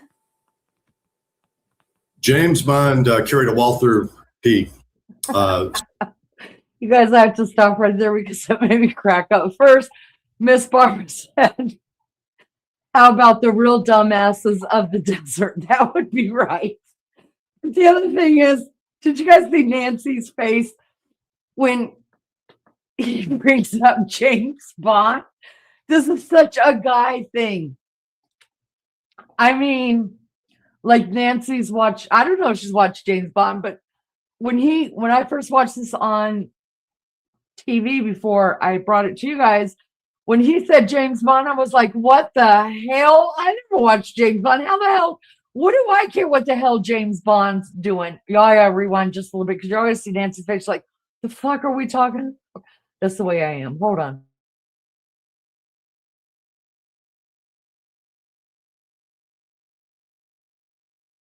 But it resembles one. And this helps. And that may be why one of the leads we've heard about is the purchase of Walther weapons at gun stores in the area. So this is a positive lead to follow up on, of course, along with the unusual holster he's using. Andrew Black, what did you say about James Bond? James Bond carried a Walther P, similar type of weapon in the movies. And that's the manufacturer apparently of this weapon, or what experts are saying. I can't identify it for sure, but that's what I've read from what's being reported on the type of weapon suspected of. Hi guys, Nancy Grace here. Between premiums, 8803 car theft. Iker, what do you believe the FBI can do with this, or law enforcement, to identify the type of gun? Because I believe guns are like cars. And I've worked with the car theft division at APD, Atlanta Police Department, and they're brilliant. They can look at a car coming a block away and go, oh, yeah, that's a 1995 Toyota Camry. Like, how do you know that? Because they do it all day long. Like, I can look at a police report and say, oh, this is aggravated assault, this is kidnapping, this is blah, blah, blah, blah, blah. That's what you can prove from this one page of a police report. They can look at a car and tell me what the make, model, and year is. There are people that can look at a gun and do pretty much the same. Yes, there's experts all around the world that are very good at visually identifying a weapon. Now, as Andrew said, this is grainy photo. We don't see the whole weapon itself. So, I mean, I suggest that a lot of people are just making their best estimate of or guess of what this is, but we don't know for sure. Obviously, you know, the gun store visits are helpful, and hopefully we can maybe narrow down suspects by going to the gun stores and hopefully find someone that purchased that type of semi-automatic weapon. We've got a lot of things to go on, and it's a lot of work to go to all the gun stores and all the Walmarts, because we're looking for who bought or people that bought the type of holster. I agree with Andrew in the aspect that holster is not made for that gun, and that probably will allow that gun to very easily slip out of that holster. Back to Dave Mack joining us, Crime Stories investigative reporter. Now, another missive has been received by Harvey Levin over at TMZ. It's much more threatening. What do we know about the latest ransom note? Well, Harvey Levin and his team at TMZ say this particular new ransom note is highly sophisticated, involving a different cryptocurrency than Bitcoin. We know that was the main play earlier, was that they wanted it paid out in Bitcoin, the ransomer did. Now TMZ obtains this new note and saying it's highly sophisticated. I'm not really sure what that means, except that the demand involving cryptocurrency other than Bitcoin is still for about the same amount, around $6 million. The email demanding this dollar amount to a different account number too than had been previously received by TMZ. And there's a side note to all of this, Nancy. The email graphically describes the consequences of not paying up, of not following through with this ransom demand. I don't know, again, exactly what it is, but they're saying very specific, graphic consequences. Also, the FBI is stepping up, and they're saying if you decide you want to try to pull off a fake ransom on the family, you will be going to prison for a long, long time. They're adding this to the mix because they're fed up with all of the sidetracks and chasing rabbits. But again, you mentioned it, another missive sent to TMZ, this one different than had been previously received. Andrew Black, let's talk about Bitcoin alternatives. You've got, let's see, Ethereum, ETH, you've got Litecoin, LTC, XRP for crossing border settlements. You've got Binance, BNB, Cardano, so many Bitcoin alternatives. What do you make of the most recent ransom note demanding an alternative to Bitcoin, same amount, $6 million? You know, I think I don't give a lot of credibility to these ransom demands. They take up a lot of energy on law enforcement. But you have to follow up on them. So, in my opinion, it's another opportunist, another crime of opportunity. Yet law enforcement has to follow up on this because, it's a lead. And if, God forbid, this person does know something about who's holding Nancy or where she is, and you neglect it, you can't go back. So as the leads come in, you prioritize them in the command center. You have a team that does that, and then you follow those leads where they take you. Back to Josh Colesrue joining us, former federal prosecutor, now criminal defense attorney in this jurisdiction, Arizona. Question to you regarding any ransom note is a crime, but false ransom notes are also a crime. Explain the legal theory and the penalties behind a false ransom note. We already know Kallela has been charged under 18 USC 875. So he's looking at time in the slammer for a fake ransom note. Yeah, Derek Kallela from San Diego was charged with 2 counts, submitting a fake ransom note to Savannah Guthrie, and he faces up to 20 years in prison for those counts. And I was really happy that the U.S. attorney here, threw the book at him. They needed to set an example because these types of things can really derail an investigation. It takes time and resources away from investigating real leads. And here, with this new ransom note, what I want to know is, what indicators are there that they have new information that has not been released to the public? Or are there personal anecdotes that could be provided by Nancy Guthrie herself to show that she's still alive? We just don't have any of that information here. And, I have to agree with my colleagues that I'm very skeptical at this point in time that this is a legitimate ransom note. Scott Eicher, weigh in. This new ransom note, we've been told that it was very graphic on what's going to happen to Nancy if they don't pay, but why would you have to put that into the ransom note? Savannah and the family have already said, we will pay. So that would give, at least to me, another indication that this is another fake ransom. Hi, guys. Nancy Grace here. Please join us. 5324 800-225-5324, or if you wish to remain anonymous, 520-882-7463, 520-882-7463. There is a $200,000 reward for information leading to Nancy Guthrie. That's nearly $250,000. Thank you to our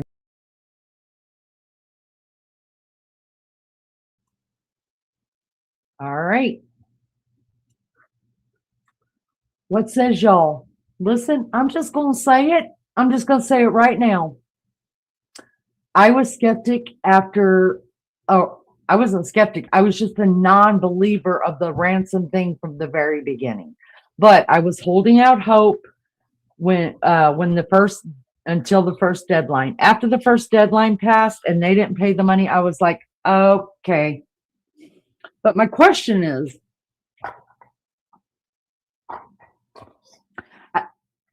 Diamond, that is a great question. I think yours is better than mine.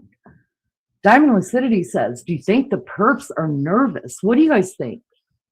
I think if they're in a different country, they're not nervous at all. I think if it's family, yeah, I think they're nervous as hell. But if they're in a different country, I think they're going on with their life. I think all these ransom notes are just people trying to jump on the train, see if they could get anything out of them.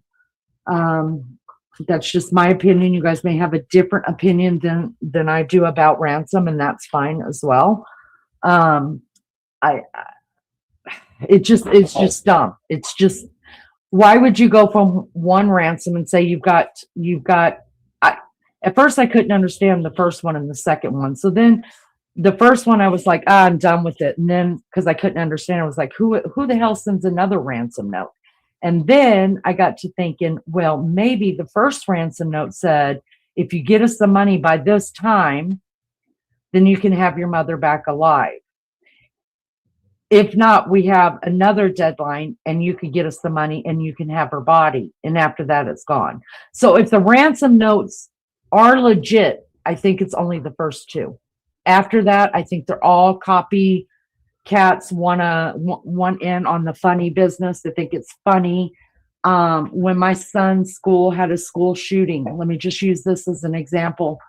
Sorry for those that's heard it before, but my baby child school had a school shooting, and the point of contact was the high school. This was in his junior high school. The point of so we all had to go to the high school, and we were all standing out there for hours and hours and hours waiting to get our kids back. And two kids inside the school decided to send out a message saying that they were going to shoot up the school because they wanted to be let out that day, right? They were going to get something from it, so they used it. Well, they were too stupid to realize that they sent out the messages on their iPads, which is what our state uses. We don't use books anymore. We use iPads. And so I turn around once it went through the crowd that there's another shooter, but it's now in the high school where they just took my son to after he had already been through a school shooting. All of us parents are just freaking out and everything. We turn around.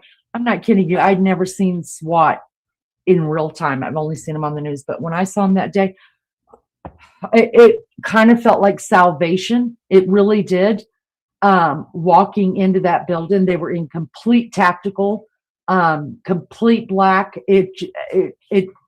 All I felt was salvation was happening for my kid in that school. Now that there's another school shooter in there, y'all, it wasn't 45 minutes later, they walked out with the two kids that made the funny. They were just trying to get out of class because they locked down the high school and all this at that time when that happened. Y'all, it was just, I think that's all this is. I think it's all it is. I think people think it's funny, A, and B, who's to say that now the family just won't go ahead and throw some money? Look, nobody's going to bring up two different types of currency, y'all, because the first one didn't work. Let's try this one. We ain't stupid. I mean, we're not. So I'm the whole Harvey Levin came out yesterday and said, if TMZ gets anything else, they're not putting it public. Why? Because you're a fucking joke. And I wonder if they're getting bad, if their ratings or whatever going down, because somebody in chat, I saw it said, TMZ is the Inquirer. You're exactly right. TMZ is not a news source. They're not a news channel. They're the paparazzi. That's what they made their money on. That's what they made their name on. And nobody in their right freaking mind is going to send TMZ ransom notes. It's more believable that they went to the news station.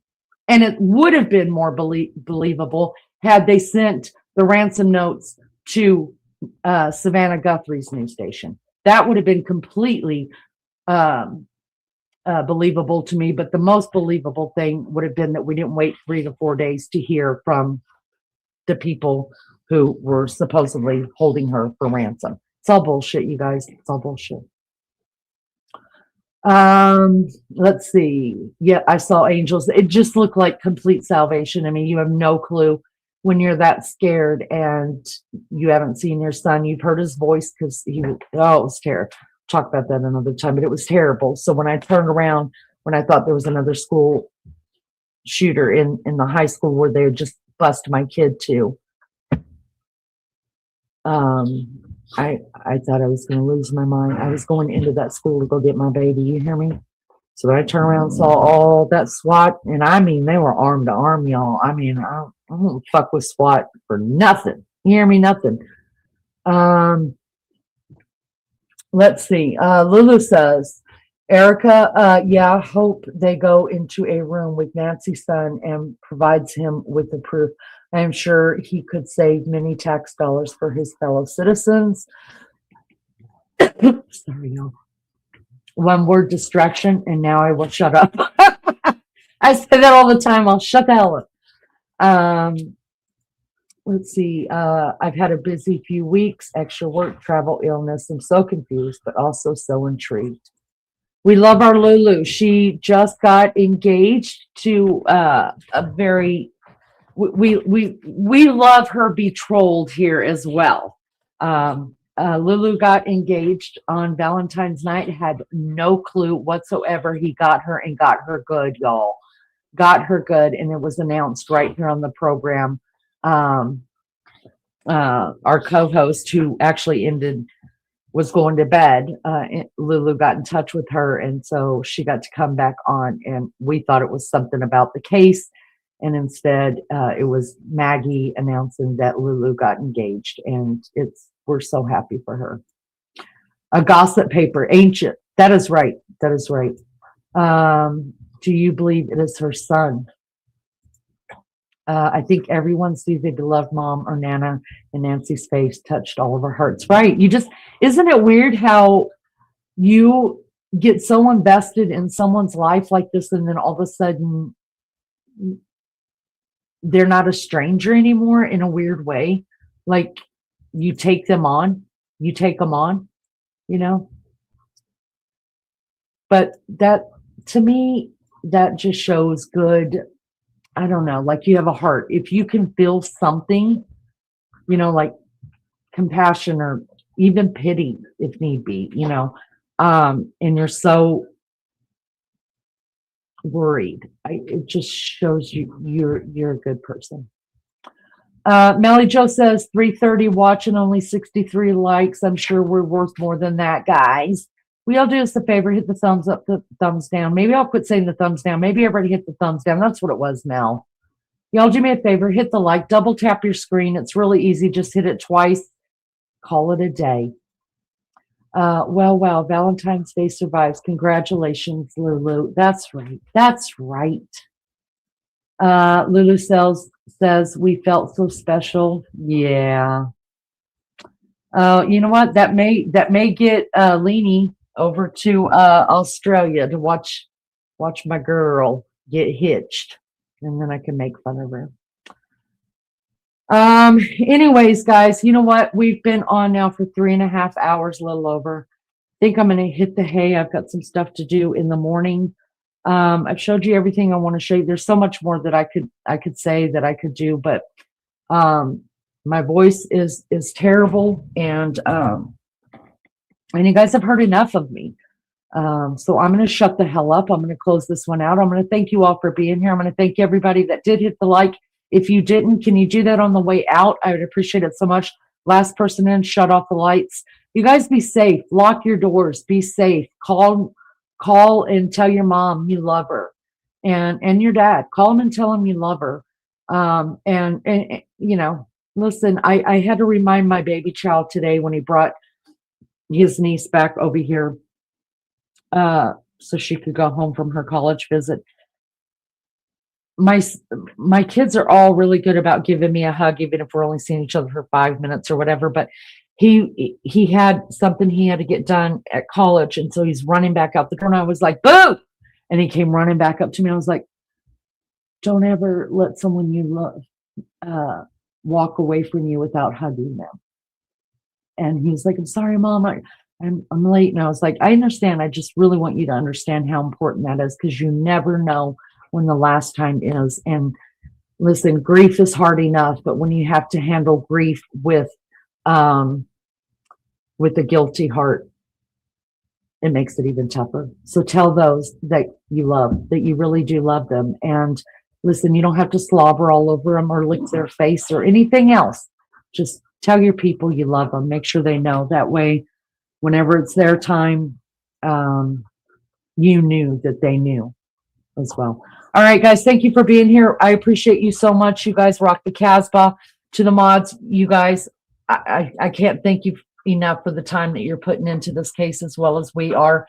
To all the chatters, you guys are the whole reason why I come back, because if I didn't have people chatting, I would just stay over in Discord and make fun of my friends. So thank you for that. to those that have subbed up, that I don't even know what to say about that. That's just amazing to me that people would want to hang out, and it's just crazy to me. I'm so grateful for every one of you, and to our beautiful matriarch here. You are well loved. I love you, Miss Barbara, and you are well loved here, and we thank you for all the support.